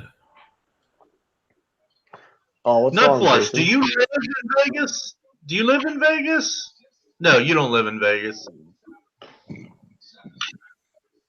I was supposed to go see Flip the beginning of this month. That didn't happen, but yeah, we should get together. In Vegas? Yeah. Nice. Man, I was supposed to go the beginning of the month, but that didn't happen. That sounds like it would be an incredible place to live. Yeah, Flipper took me to the best fucking little diner. It was nice a little bit in the hood, so it was so good. We drove through like, oh man, I know Vegas. Where we Vegas drove. has. Sorry, Jay, go ahead. Go ahead. No, go ahead. No, I knew on the way there where we were driving through it was going to be good. And then he took me past this little strip club that was known for their Puerto Rican women. I'm like, oh, I love this place.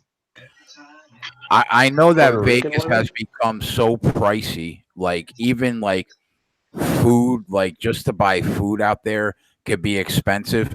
But does the downtown old part of Vegas still have like ridiculously cheap food?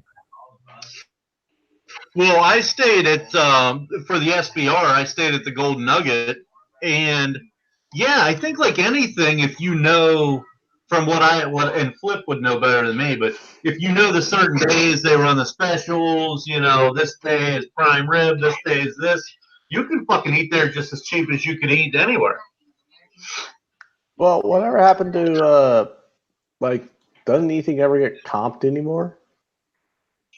Yeah. Well, I wasn't there long enough, but I mean, I go to my local casino and they just comp me everything. So Yeah, but I think you have to spend probably more money in Vegas than a normal place. really, that seems unfortunate. I like my local casino too because they got 100 times odds and craps. I loved it. I've been there a few times. I would move there in a second if I didn't have a kid. Move where? Vegas? Yeah. Jay, I thought I really was considering moving there, but then when legalization came to Pennsylvania, I'm like, well, fuck. I mean, I can do anything here That's that true. I could do in Vegas. It's definitely different now. You're right. But I was set. Now I can't get the nightlife that I love here that I could there. So that's part of it. I still fucking go out and act like I'm a teenager. Which I mean, I love Vegas for that and the shows and the fights, the UFC and the boxing and all that. Yeah. But in regards to gambling, I mean, fuck it, it's the same thing. How weird is it that I remember I went to a liquor store there, right? And I bought like a 12-pack or something of beer. And the guy at the cash register was like, you can't open that beer in the parking lot. But once you step foot on the strip, you could pop that beer and drink it just walking down the street.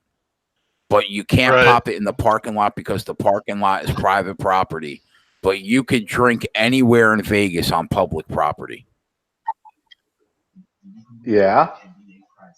That was so bizarre. Obviously, living in New Jersey, you can't fucking just drink alcohol walking down the street in New Jersey. It's against the law. You guys are communists in New Jersey. Can you walk down the street and drink a beer, Ant, and not get your balls broken by the cops? No, I think, yeah, and you can't. I don't think you can you? It's illegal, I think, everywhere. It's illegal, I thought, everywhere to just, it's called an open container that you can just walk down the street. I know you can't. I know you can't do it in Jersey, that's for sure. Yeah, you can't do it in Pennsylvania. I think it might be, but I mean, during the College World Series, they were like super lenient about that. They had like beer tents and everything, and we just walked around and drank. So I wouldn't. I mean, I think you gotta like put it in a koozie. That's like the law. Like you can't just have a beer open. You gotta have like the beer in like a beer koozie or something like. Yeah, like where me and Twatty, where we live, it's like brown bag it. Well, that's because the Northeast is full of communists. I mean, if there's just one thing you guys love up there, it's communism. But in the Midwest, where we believe in freedom because it's America, it is. Twatty, did you know you were a communist until Ant told you? I did not know that. Well, at least you know now. At least you know now. I feel smarter. I mean.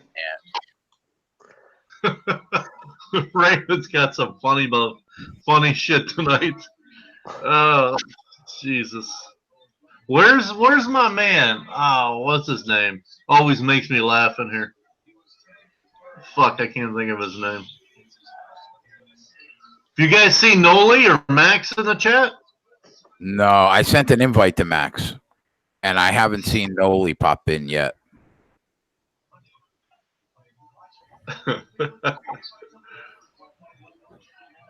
Oh shit. CJ McCollum is another underrated player on that Portland team. Yeah, he's good. How good is Yo? What about How good is Jokic though, Twatty? It's amazing. He He is. literally looks. It doesn't look like he could score on me, but Yeah, somehow yeah. he jumps. Yeah, he jumps like 4 inches off the ground, but he's got all these tricks. I mean, it's all about when you can't move like that, you have to have tricks, pump You- fakes and fake passes and up and unders and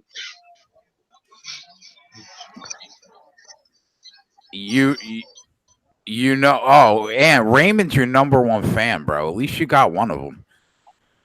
Ant is the greatest, but how there isn't 1,000 trolls in here dissecting every word he says is beyond me. Well, there's 1,000 trolls in the Jimmy the Bags chat today. I think there was only telling me like. I was a moron for taking the Twins first 5. I think that it felt like 1,000, but there were maybe like 4. they just I kept just want to posting. go on Jimmy's show because Jimmy kind of he wants me on there every Monday, That's and good. I feel like I feel like going on the show like next week and just dropping a mic, going Twins first 5 to. I gotta everyone who get- told me I was full of we shit. we gotta get you we gotta get you a Sports Keg T-shirt to wear on that fucking show. Oh, it's funny you bring up Rod Digga. Like I was watching the show the other day when I was off of it. I was kind of watching the playback to kind of just see what you guys were doing. And I was reading the chat, and apparently, did you know that according to like Rod Digga and like someone else in the chat, like apparently they hate me because do you know you're essentially like a battered wife with Stockholm syndrome because I'm just so abusive to you? There are people that think you abuse the fuck out of me. Yeah, I'm like, like literally, I'm reading his conversation with like somebody else, and they're like, "Oh, I'm so protective of Jay, and Ant is just so verbally abusive to him. The way he rolls his eyes at Jay and degrades him all the time." And I'm like, "What the fuck is Jay a battered wife? Like, they know he's a man, right? Like, what the hell are they talking about?"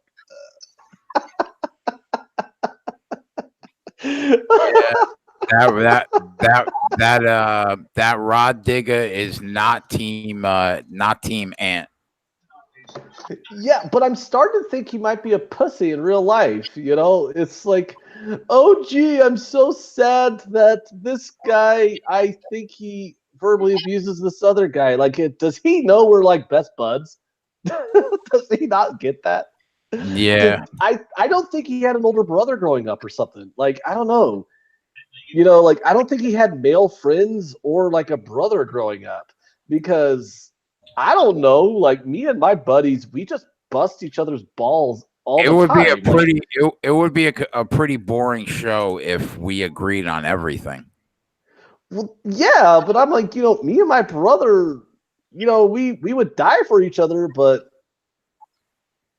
come on, like, you know, me and my brother growing up, you know, we bust each other's balls. Me and my best friends, we just bust each other's balls. And these guys like, oh, gee, Anthony's mean to him. I'm like, what the fuck, dude? Oh, Ra's in the chat. Ra, what's up, buddy? Oh, He said that's it's not that. He said it is not that I just hate you. I am sick of hearing you talk. You never shut up.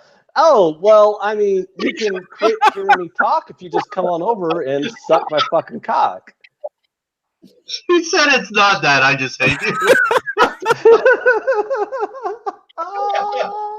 I mean, seriously, you'll have to hear me say a word. I'll just be like, oh, as you just man. suck my cock, Rob. I fucking love this dude, bro. He is fucking funny. Oh, man. Fucking Dodgers, by the way. Sorry. What's going on with the Dodgers? How are we doing there? The fourth. Cocksuckers. I just think it's funny. It's like, I'm sick of hearing you talking. You never shut up as I tune into your show that's a talk show to where you're going to talk on. Whatever, dude. He came on the other night when it was just me, and he was like, "This is fantastic." I was like, "All right, Ra, let's do this shit." Yeah, there's like 40 seconds of silence, like before anything was said. It's just like you watching TV and stuff, and then it's like, yeah, I think I might bet something, and then like Twatty came on, and you and Twatty had a good conversation and things. It is definitely more difficult to do this show by yourself. Oh, I would imagine, absolutely. I wouldn't want to do the show by myself. Shit. I guess trolls make it funny. That's awesome. It's scoreless. That's great. It's scoreless in this Dodgers game, huh? Nobody scored. I need 5 runs in 5 innings. They could put up 4 in an inning. Oh, did you take the Dodgers? I know, but fuck it. Yeah, of course. Fuck, it's 4. Of course. Yeah, I just took him on the. I just took him on the minus. I just took him as a -1. And I said to you, I already took the team total over 40. You think I should double down and tail the money line too? And I ended up just leaving it alone. I told you there's value on the money line, so do what you want with that. Like if you're okay with doubling up on the game, then double up on it because there's value on the bet. Yeah. And imagine if we ever get where there's like 300 or 400 people watching this show. It's gonna be brutal. Well, the thing is like I don't care. That's the thing. Like I literally just told a troll to suck my dick. Like if he didn't want to hear me talking, I would literally stop talking as he suckled my balls. Like you think I give a shit about trolls?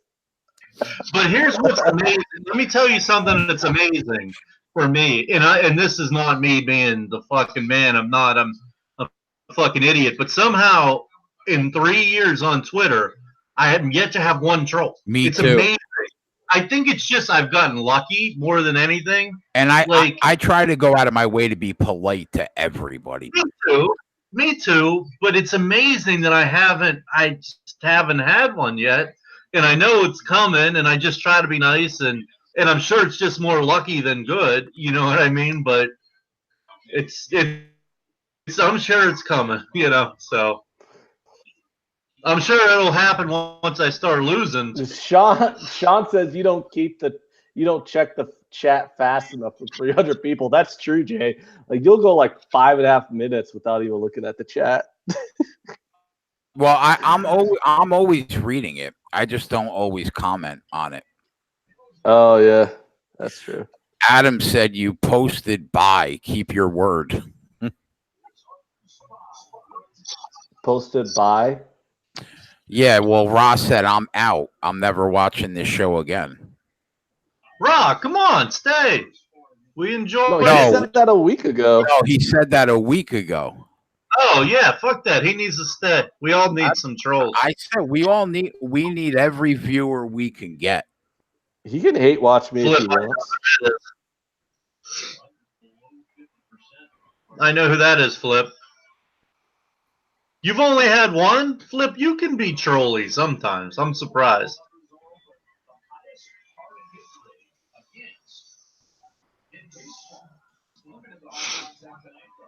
Yeah, Rod didn't say anything really about anybody until you brought up watching back the other show. He was just chilling. Okay, whatever. Yeah. What did you guys have? Nobody bet this White Sox Baltimore game, huh? I gave out a free play on Twitter. Why? What's the score? 5-2 White Sox in the 8th. 5-2 in the 8th. Fuck! I gave out team total over 3.5 for the White Sox. No. So how do you post your record? How do you post your record on Twitter and it's an unbelievable record? And then give a free pick and it fucking loses. That's never a good thing. Well, I mean, they still got 2 innings left to go. So what's the record now, Twatty? 53-26. That's good, man. But here's the great thing is the members' picks are the ones I'm most proud of because those are the picks. Those are my second tier picks. Those are the ones that for the membership, and those Right. Those are like 43 and 17 or something. That's So yeah, that's phenomenal. yeah, it's all good. It's all good. Although it's there, it'll come back, I'm sure. So we don't want to get cocky because it'll come back. If you can somehow finish the year with twice as many wins as losses, that is a just absurd, stupid year. No way I'll do it. I mean, listen, if I was betting 150, 180 minus 190, you can do Right. that. If you're betting minus 200 every game, you could do that. But I think my But average. I think you and Ant have it good though. I think how you and Ant attack team totals a lot more than you guys attacked like full game lines. I think that's the way to do it. Well, I think I think that, here's the thing. I mean, if a team's on fire, they'll raise the team total from 3.5 to 4, or from 4.5, from 4 to 4.5. They don't really compensate for the team. Fucking, they're scoring 7 runs a game or 6. They'll take it from 3 to 4 or 4 to 5. You know what I mean? They don't adjust it enough or fast enough. But you haven't bet many team totals this year like over 4.5. They've all been lower basically. No, you're right. I pick on 3.5s big time. I mean, I will take a 4.5. Like Ant does good. Like Ant isn't scared of the 4s, 4.5s. I get a little scared on those because I think like if a pitcher just, if they're lining the ball all over the field, flying out to the warning track, you can get unlucky. So I get scared, but Ant does them all the time, and he seems to hit them. Well, I mean, at 3.5, right? If you're betting over 3.5 team totals, what's the league? The league average is higher than that per game, isn't it? Yeah. Well, yeah, but actually, you may have an ace. Yeah, you may have an ace on the mound or something. Well, I'm looking at tomorrow's lines right now because I wanted to hit the Rockies one, but for some reason the Rockies isn't up yet. But right now, I mean, hey, Matt, why are the Royals at 2.5 for a team total against Blake Snell when they literally just lit Snell up for 10 runs like 5 days ago? Well, I know why. I mean, Snell just came off the DL after that start. That was his start after the DL. But no, the Royals actually are an underrated offense. They actually can hit. And you're right. They did just hit Snell hard just a week ago. So, yeah, that's something I wouldn't bet blindly, but I would definitely start there. Yeah, the problem is like it's juiced like a son of a bitch to the over, but well, it's probably 140, right? It's like 155. Oh, so now, yeah, that's something. Yeah, I may not be on, but. And then tomorrow the Giants their team total is 2.5 also, but it's minus 150 to the over. See, I like to be in that 130 range on 2.5s if you can do it, but. Fuck. I think I might like this one though. We have the Mets at 3.5. Over 3.5 is minus 110. Against who? The Reds and Luis Castillo. I mean, Castillo's the Reds' best pitcher, but I also think he's in a sell high point right now. I think he's getting too much respect. Here's the thing, and I don't know if you and I talked about this. When I watch Castillo pitch, he's exactly like Pedro Martinez. And people are like, nah, what are you talking about? He throws as hard as Pedro did. He's got a fucking little nasty slider like Pedro did. But 3.5, I mean, the Mets are an over team. They can really hit.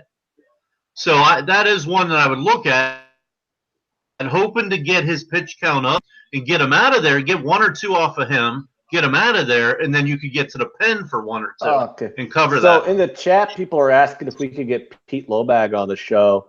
And Rob Digga says that you guys are always gagging on Peter. And all I have to say is they're not gagging on Peter nearly as much as Ross should be gagging on my balls right now. Pete is an OG, man. Pete I and have Gabe. I have dry ball syndrome right now. Man, my balls are so goddamn dry. If only Raw can be over here to just moisten these babies up and get off my fucking chat. I love Pete. Pete's an OG. Yeah, I love Pete too. Here's a funny thing, and I hope I'm not speaking out of turn, but Pete never watched a baseball game. He never watched a game really for that fact. He was just such a numbers guy. He could make a living. Not that he did. He made a living doing other stuff, but he could make a living probably if he wanted to just off numbers, which was amazing because he didn't watch any games. Oh, Pete never watched any games? No. And I don't want to say that but I know he didn't watch baseball per se. So, but he would still win every year. Not huge, but 15, 20 units. I can't believe he hasn't been picked up by somebody yet. That's actually not surprising. I know you did. I was willing to cash in an IRA. Get down. Fuck. I was going to cash in an IRA to get him on board, but he decided not to. He does want to do what he did for SBR. Like from what I took from him and Jeff when they did that show, he's looking to do what he did for SBR for another company if somebody calling with the right number.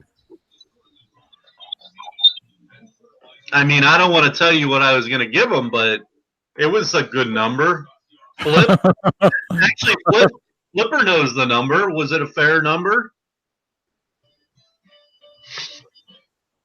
He's got a built-in following too, no matter where he goes. Well, that was part of it, definitely. Yeah, 100%.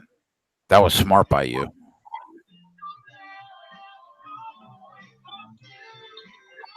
I mean, I couldn't afford it, but I'm looking at some of these team totals tomorrow, and I'm just thinking, what the fuck are these line makers thinking? The Yankees tomorrow, I mean, this team scored at least 5 runs for a week straight, and their team total tomorrow is 3.5. I mean, yeah, it's up against Zach Greinke, and it's in the National League, so Sabathia is going to have to bat. But you tell me they're not going to get 4 runs? I mean, they couldn't. I mean, it's possible, but still, I mean, do you want to bet on them not getting 4 runs? Well, again, one thing that I do, and you know this because you've been around, is when I'm doing team totals, I always look to the away team. That way you get those 9 at-bats. So in this case, you pick up that extra at-bat regardless of the score. So, I mean, yeah.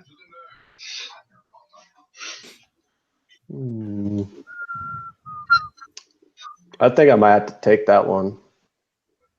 Learning how to take care of yourself, take care of your body. Standout high school senior athlete, then nominate them for a chance to be named a Spectrum Sports Drive. All right, Flip. Have a good one. Bald head hates when the attention is not on him. Yeah, I mean, I guess. Oh, fuck! I gotta go back to the basketball game. It ain't your chat. You are a guest on this show. I mean, sure. Portland's up by 4, doing their thing. Nice.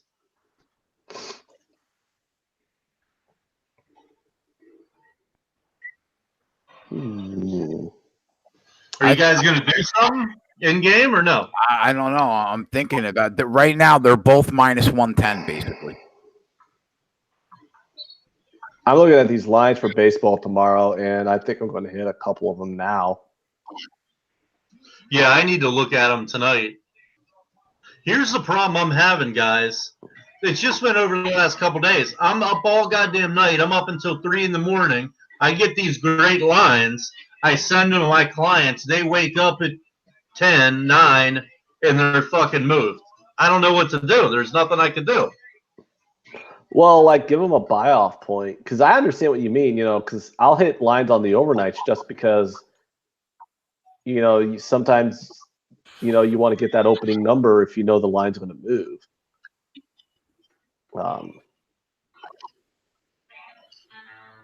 But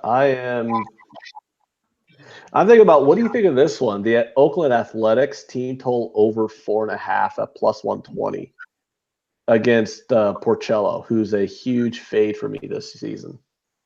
Yeah, I love the plus money. I would like to see if you can get that at -130, 3.5 somewhere. That would be really interesting. You have a couple books because you're 4.5.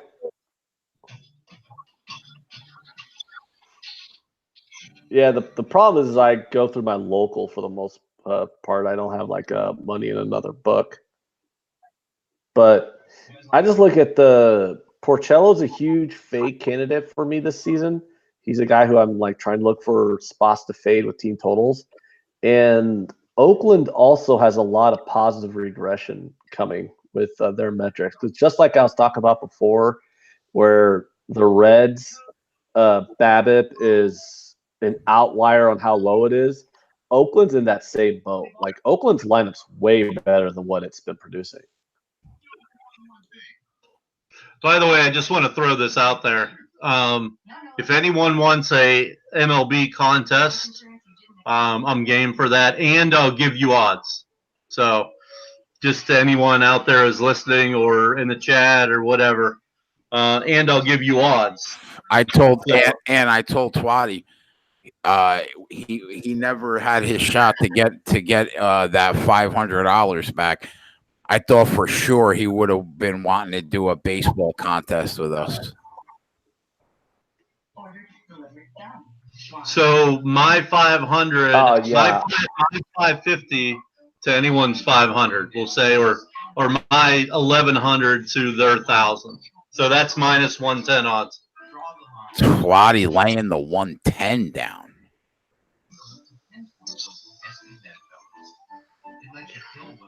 I wouldn't want to do that. It wasn't meant for you. It wasn't meant for you. Oh, no, I know. Oh, yeah, I already talked to Twatty about that. He already told me what that was for. Exactly. Man, I'm just looking to pull the trigger on maybe some of these baseball plays for tomorrow. BitXN said, got to get on the Blazers. Dude, you think Bit? Twatty, I don't know. I just hate. Think they'll be close? Don't you think they'll be probably close games for the most part all series long? I mean, you would think, but again, in the fucking NBA, you'll look up and someone just went on a 20-0 run. Yeah, it's so true. Hey, Matt. You know, here's the thing, Matt. Do we just lay the lumber on the Indians tomorrow against the Marlins? Well, what is it? Is it Pablo or is it Caleb or is it neither? It's Bauer versus Alcantara. Alcantara, okay. Well, what is it? I mean, what's the numbers? Wow. Where is it? It's in Miami, but it's -200. And I'm thinking, even at -200, that looks like a spot we should probably just lay the lumber. But here's the question. Do they win that game 7 out of 10 or 8 out of 10? Well, if they win the game 7 out of 10, that's a profit. Right. But that's kind of almost a break even. Well, 6 would be a break even, right? No, it's a 66%. 66.7% right. is the break even yeah, point. So 70% is, yeah, 70% actually fantastic value because you got like a 4% overlay on your break even point. So do you think they win that 7 out of 10? Yeah, I mean, come on, they got significant. I mean, there's no aspect in the game that the Marlins have an edge. I mean, you could probably just go with the first 5, so that way you can like sneak a push out of it if it's a close game. But I don't get how the Marlins. I mean, obviously the Marlins are going to win this game a certain percentage of the time, but I don't see how they win this game more. I don't see how they win this game enough to hit the Indians' break-even point. I mean, the Indians should win this game 7 out of 10 times, and it's minus 200. I mean, this game should be minus like 250. I agree. Yeah. I would put that at 7 out of 10, probably.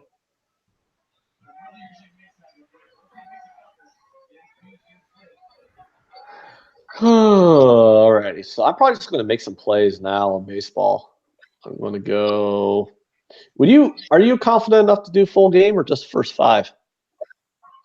No, usually I'll do full game. I don't do too many first 5s. Oh, really? Why not? I don't know. I mean, I guess I don't have. I mean, obviously I could do them. I don't have as much experience. I haven't done them that much. I guess there's only one strategy for a first 5, right, Ant? It's the better pitch, the better starter, right? Yeah, with the first 5, if I don't I'll be like back, a bullpen, boys. Hold but it I down. like a starting. If I like a starting pitching matchup, but I don't like the bullpen, I take the first 5. Right. Yeah. That's basically what it is. But I mean, the Marlins bullpen's terrible too, so it's not exactly like I'm getting anything. And hey, that Orioles got a 3rd run, so they just need to get 1 run in the top of the 9th, and you can get that team total over. Okay. Anything from the Dodgers yet? It's still 0-0 in the 5th. Ah. I know, right? Huh. I mean, I would prefer the Dodgers to just hurry up and win this game. I don't want to have a 1-1 day. That's a losing day. Yeah. I mean, well, they happen. Yeah. What else you got tomorrow? Well, I'm just how about this one? The Orioles White Sox. You got Nova and Cashner. But seems like they play every game. Well, they're not going to play after this weekend. Yeah, but they've been playing a lot, haven't they? It fucking seems like they play every day. What's the White Sox the White Sox are minus 150, and the total is 9. So it's 9. So both team totals are 4.5 then probably. The Orioles are 3.5, but it's super juiced to the over. Like how much? Like 140 on my book. So, but here, I mean, that's kind of telling, right? You got one at 3.5, you got one at 4.5. That's 8, and the line is 9. So that's a little bit telling. Yeah, the fact that the juice is on the over on both those totals tells you. Right. Yeah. I think I'm just going to go with the Indians here. I think they kick Miami's ass, even at minus 200. But I'm just going to risk 1 unit to win a half unit on it at minus 200 because you don't want to get too crazy with those big lines. I still would lean for that Baltimore over. I like the full game over. Both those teams have been hitting, but I think Jimenez and Abreu both may be out. I think they're both dinged up, actually. So, I don't know. I'd probably stay away from that over. Who the Pirates got? I don't have the Pirates lineup yet. It looks like I don't have that game yet. Huh. They play maybe they play the Angels or something because I know Angels lines they've been waiting for Angels lines to come out because the Angels have been. Oh no, wait, the Angels play the Blue Jays. There it is, right there. Canning and Buckles. So I think I'm also going to take the Yankees team total over. I got that 3.5. Yeah, I'm going to take that over 3.5 for the Yankees. And What about my favorite teams, like the Twins and the Brewers? The Twins against Garrett Cole are plus 145. The Houston's minus 160.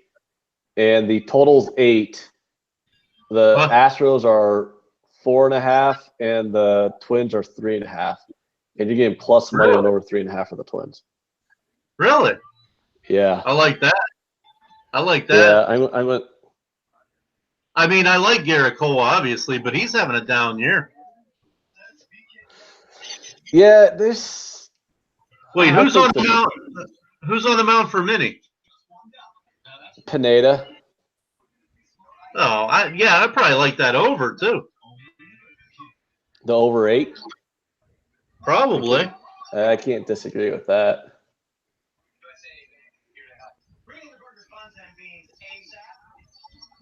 Huh, yeah, I'll probably look at that game.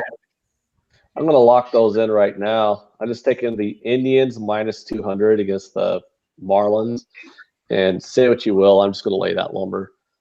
And then I got the Yankees team total over 3.5 minus 130. And the Twins team total over 3.5 at plus 105. I like that plus 105. Yeah, that makes me happy. And they have some nice left-handed hitters too to go against Cole. I like that. I like that spot a lot.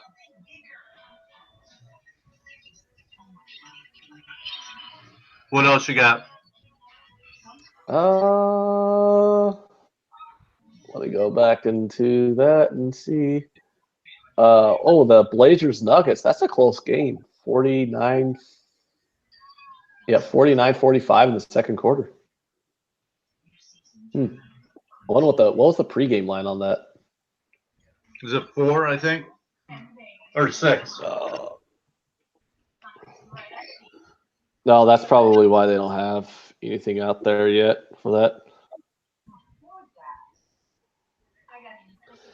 Man, it's still, we're in the top of the 6. It's still 0-0 in that Dodgers game. Well, maybe the Dodgers could just get a grand slam home run and put this all to bed. They got a runner on first, so you never know. So your favorite team? The Brewers and Rockies line is not up yet, which is making me mad because I wanted to hit the Rockies as soon as the line opened. Because I know Marquez is going to get a lot of money. So I wanted to hit it first before, everybody else hit it. Padres Braves is a coin flip. They're both minus 105. How about that? Tehran versus Paddock. Yeah, Tehran, I don't know. I think he's getting old quick. Yeah, I think the Padres might be the play there. I mean, Paddock's looking decent. He's definitely pitching better than Tehran, and then you want to throw in some bullpen advantages, although the Atlanta does have a better lineup. So, but man, Atlanta's bullpen's just so bad. It's terrible. Yeah. So, I don't know though. Is there really that much value at a coin flip? Maybe the game is a coin flip. Well, I mean, if maybe you could pick something up in a team total or first 5, but no, not really. Yep. And then tomorrow, here's something you might be interested in. The Dodgers and the Giants again. I don't know if I see as much value this time around. You got minus 160 on the Dodgers, plus 145 on the Giants. The total's 7. And then the team totals are 3.5 and 2.5. But of course, they're massively juiced to the overs.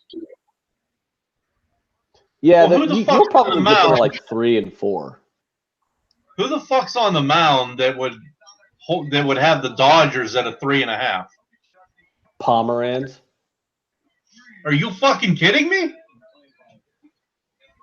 So the Dodgers team Nope. total was 3.5 against Pomeranz. What? Yeah, but it's minus 150. So when you look at it in your books, you'll probably see like 4s. All right. Because my book doesn't do even numbered. My book always has a hook on team totals. Yeah, I mean, I can't even believe they would have started there, though. That doesn't even make sense. Where's the game at, San Fran? Yeah, San Fran's has Pomeranz and the Dodgers have Bueller. Yeah, so the Dodgers are minus Dodgers got 160. nine at bats. That seems crazy. Against who? Pomeranz. Pomeranz against who? Bueller. Oh, man, like you say, I lay the lumber there. Minus 160? Hell yeah. Well, that sounds intriguing. Like, you just laid the lumber minus 200 with the Indians. Well, Don't you think? No, I got you, but don't you think the Dodgers with Bueller against Pomeranz? Yeah, I can't argue. I'm intrigued by that. Yeah, I think we should look at that one. The Dodgers got runners on the corners now, so we have something cooking here. And Bellinger is at the plate. How many outs? 1. I'll put that game on. Like, Jay is the king of taking 15-minute pisses.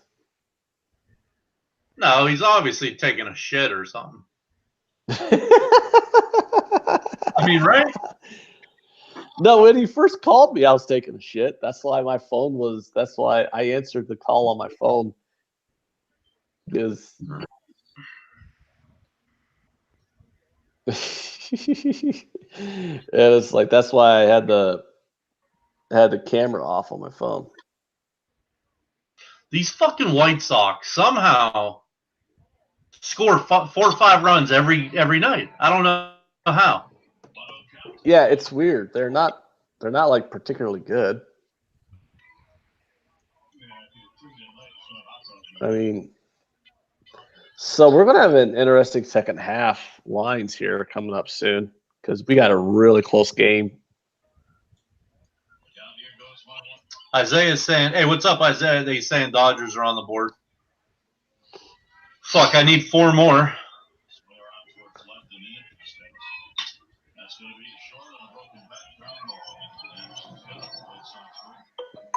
Yeah, it's 1-0 Dodgers. Come on, Blue Crew. Yeah, Bellinger singled. So, but they still got 2 men on base. They got runner on first and second. I'll tell you what. I don't know that there's too many players I would take over Bellinger. Yeah, he's pretty good at baseball. That's for goddamn sure. Jesus. And, he is so fast. Like, people don't know that. He is so fast. I think he's a stud. Like, for real, if you said to me, and I'm not trying to be like the king of the overstatement, but you could have either Bellinger or Bryce Harper, I'm going to probably say Bellinger. Bellinger or who? Bryce Harper. Oh, ooh, that's tough.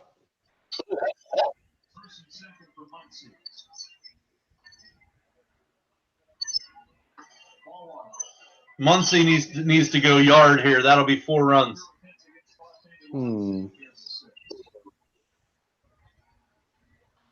Oh, Ramon's saying 2-0. Fuck, we must be behind here. Yeah. Hopefully he didn't. Well, when I stream the YouTube and the Google Play and baseball, I'm always behind. And we got second and third, too. The 1 out, 2-0. Base hit here. I cover. and you'll be good. I mean, I should be. I mean, what is good about this Giants lineup? My God, that's a bad team. This team was so good for so long. When I look at it,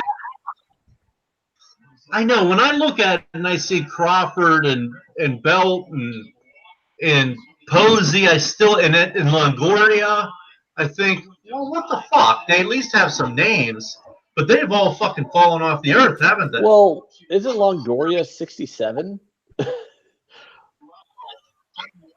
Yeah, and I mean, Belt's old, Crawford's old, Posey's old. I think that's what happened. Yeah, it's an old lineup.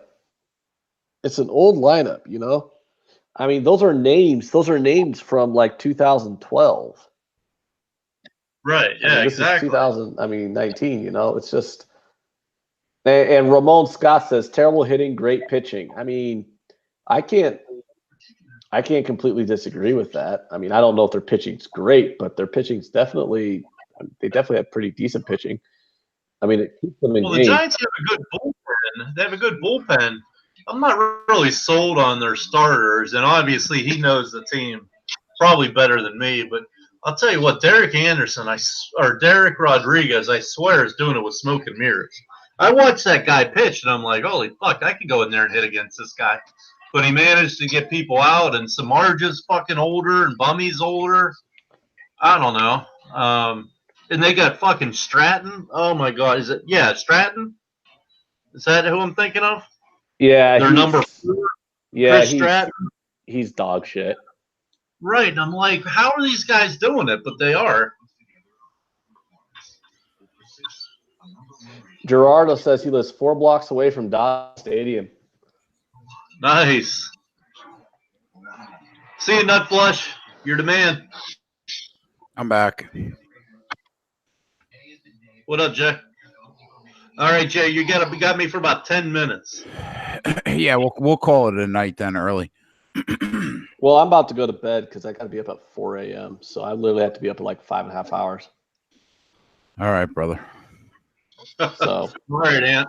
The Dodgers got a couple runs while you were taking your 15-minute piss. Oh, nice.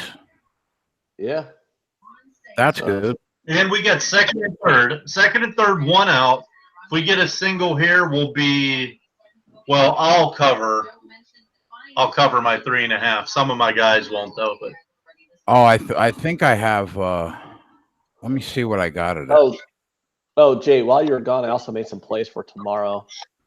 If you would like to know them. Yeah, let me know. I got over 4, Twatty. all right. Well, we get a hit here where you push. Yeah, that's fine.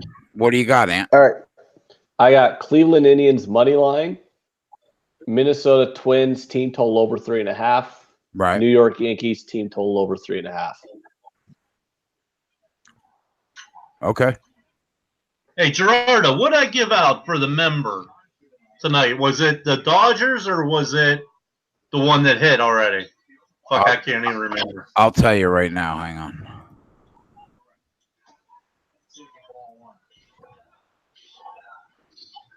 I gave out one. Well, maybe I gave them both out. Shit, I don't remember. I think you gave them both out. Dodgers 4. I'm looking at the spreadsheet now. You gave both package and members were Dodgers over 4, Cardinals over 3.5. All right. Need a hit here.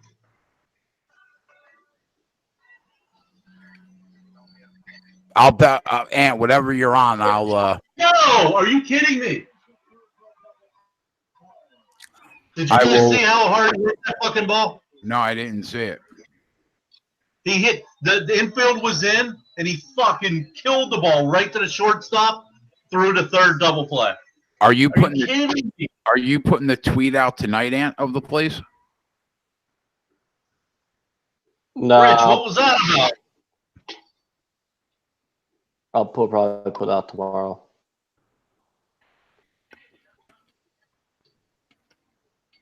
All right.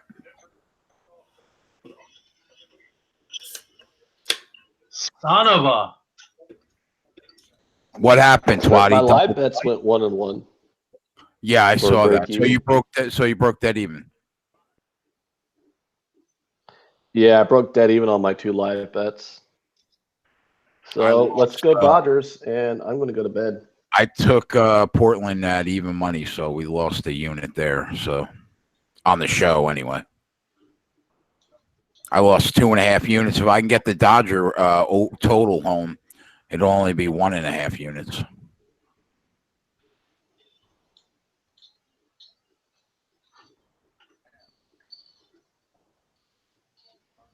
Is Matt sleeping? No. I'm pissed about that line drive right at him. Fucking at him. Oh, well, how do you think I feel when I had the Twins team total over as well, and it seemed like Verlander kept getting hit hard, and there was like 2 runners on base for the Twins, and they hit like a line drive that went for like an easy double play, and these guys kept smoking the ball right at base, right at the defenders, and I'm like, Jesus Christ! I hear you. Like Verlander had go look at his Fangraphs page. His hard contact versus his balls batting average of balls in play is absurd. Like, how the hell do you have that much hard contact at that low of a BABIP? I mean, but what's different about Verlander is when he gets in trouble, he's got the strikeout stuff. Because you were talking about the strand rate today. yeah. And that's the thing about Verlander. He can have runners on base and get out of it. Where some other people, if they have runners on base and they get out of it, Yeah, like how the fuck is Zach Davies got that strand rate with barely 6 strikeouts per 9 innings? Right. Comparing his strand rate to Verlander's strand rate is night and day because Verlander can get out of those tough situations. Yeah, that's what I mean. Like, Verlander's got a high even though Verlander can get out of those situations, his strand rate is still abnormal high. But Davies' strand rate's as high as Verlander's, and Davies isn't in the strikeouts. So, like, what the fuck? It's bizarre. It's like, I don't get Davies. I'm just going to wave my white flag and stop trying to fade the guy. I'm just like, okay, fine, you win, Davies. Your smoke and mirrors beat me. I'm just going to fucking stay away from you. Right. All right, I'm going to bed. All right, bud. All right. Well, we still got a few innings to get that team total home, Twatty. Yeah. Yeah, 3 innings. Easily doable with that team. Yeah, definitely. So the Nuggets are up 3 at the break. Been a tight game the whole way.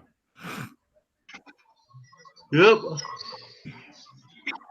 What do you think happened? You think the Nuggets come out better in the third quarter because they're the home team, or you think Portland? I tend to think third quarters when it's a home team, they come back out of the gate emotional. I tend to back the home team in a third quarter spot more than the road team. Would you agree with that? I got nothing. I mean, I don't know. I mean, I watch a shit ton of NBA, but never close enough to really notice that. You know what I mean? Yeah. I hear that. I would think. I mean, I think Portland's, or I think Golden State, or I'll get it right. I'm fucking tired. I think Denver's the better team, and Denver's at home. So I would think that they would cover this. Yeah.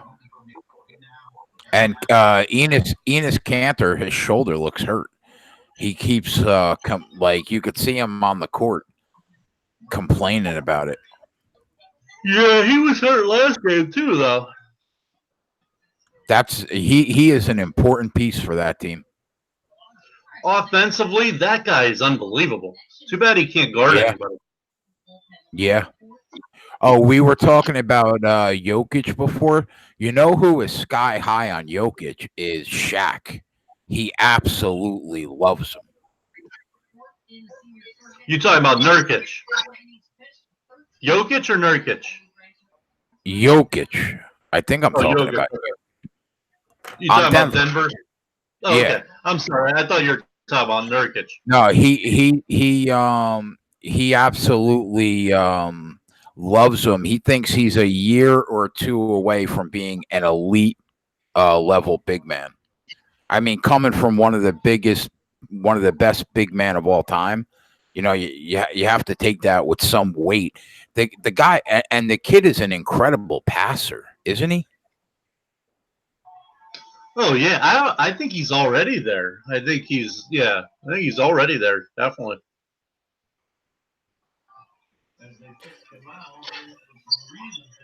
Yeah, I agree. His passing game is no joke. Yeah, will do, Steve. Yeah, Raymond says Jokic is already a fantasy monster. Yeah. He sees the court so good for a big man. And like you said, it looks like the guy plays at the YMCA every night. Yeah. No doubt. All right, Jay, you want to give it till the top of the seventh? Yeah. I mean, we can end it. We can end it now and call it a night, bud. It's up to you. Yeah, we'll call it a night. Thanks for hanging out with me. Obviously, I'll send you the invite tomorrow. We'll be on at 7 like normal. And that's it. Hope you guys crush it. Hope you guys cash all your bets. Twatty, if you're around tomorrow night, I'd love it if you came on. And that's it, my friend. We'll see you guys tomorrow. Back after this.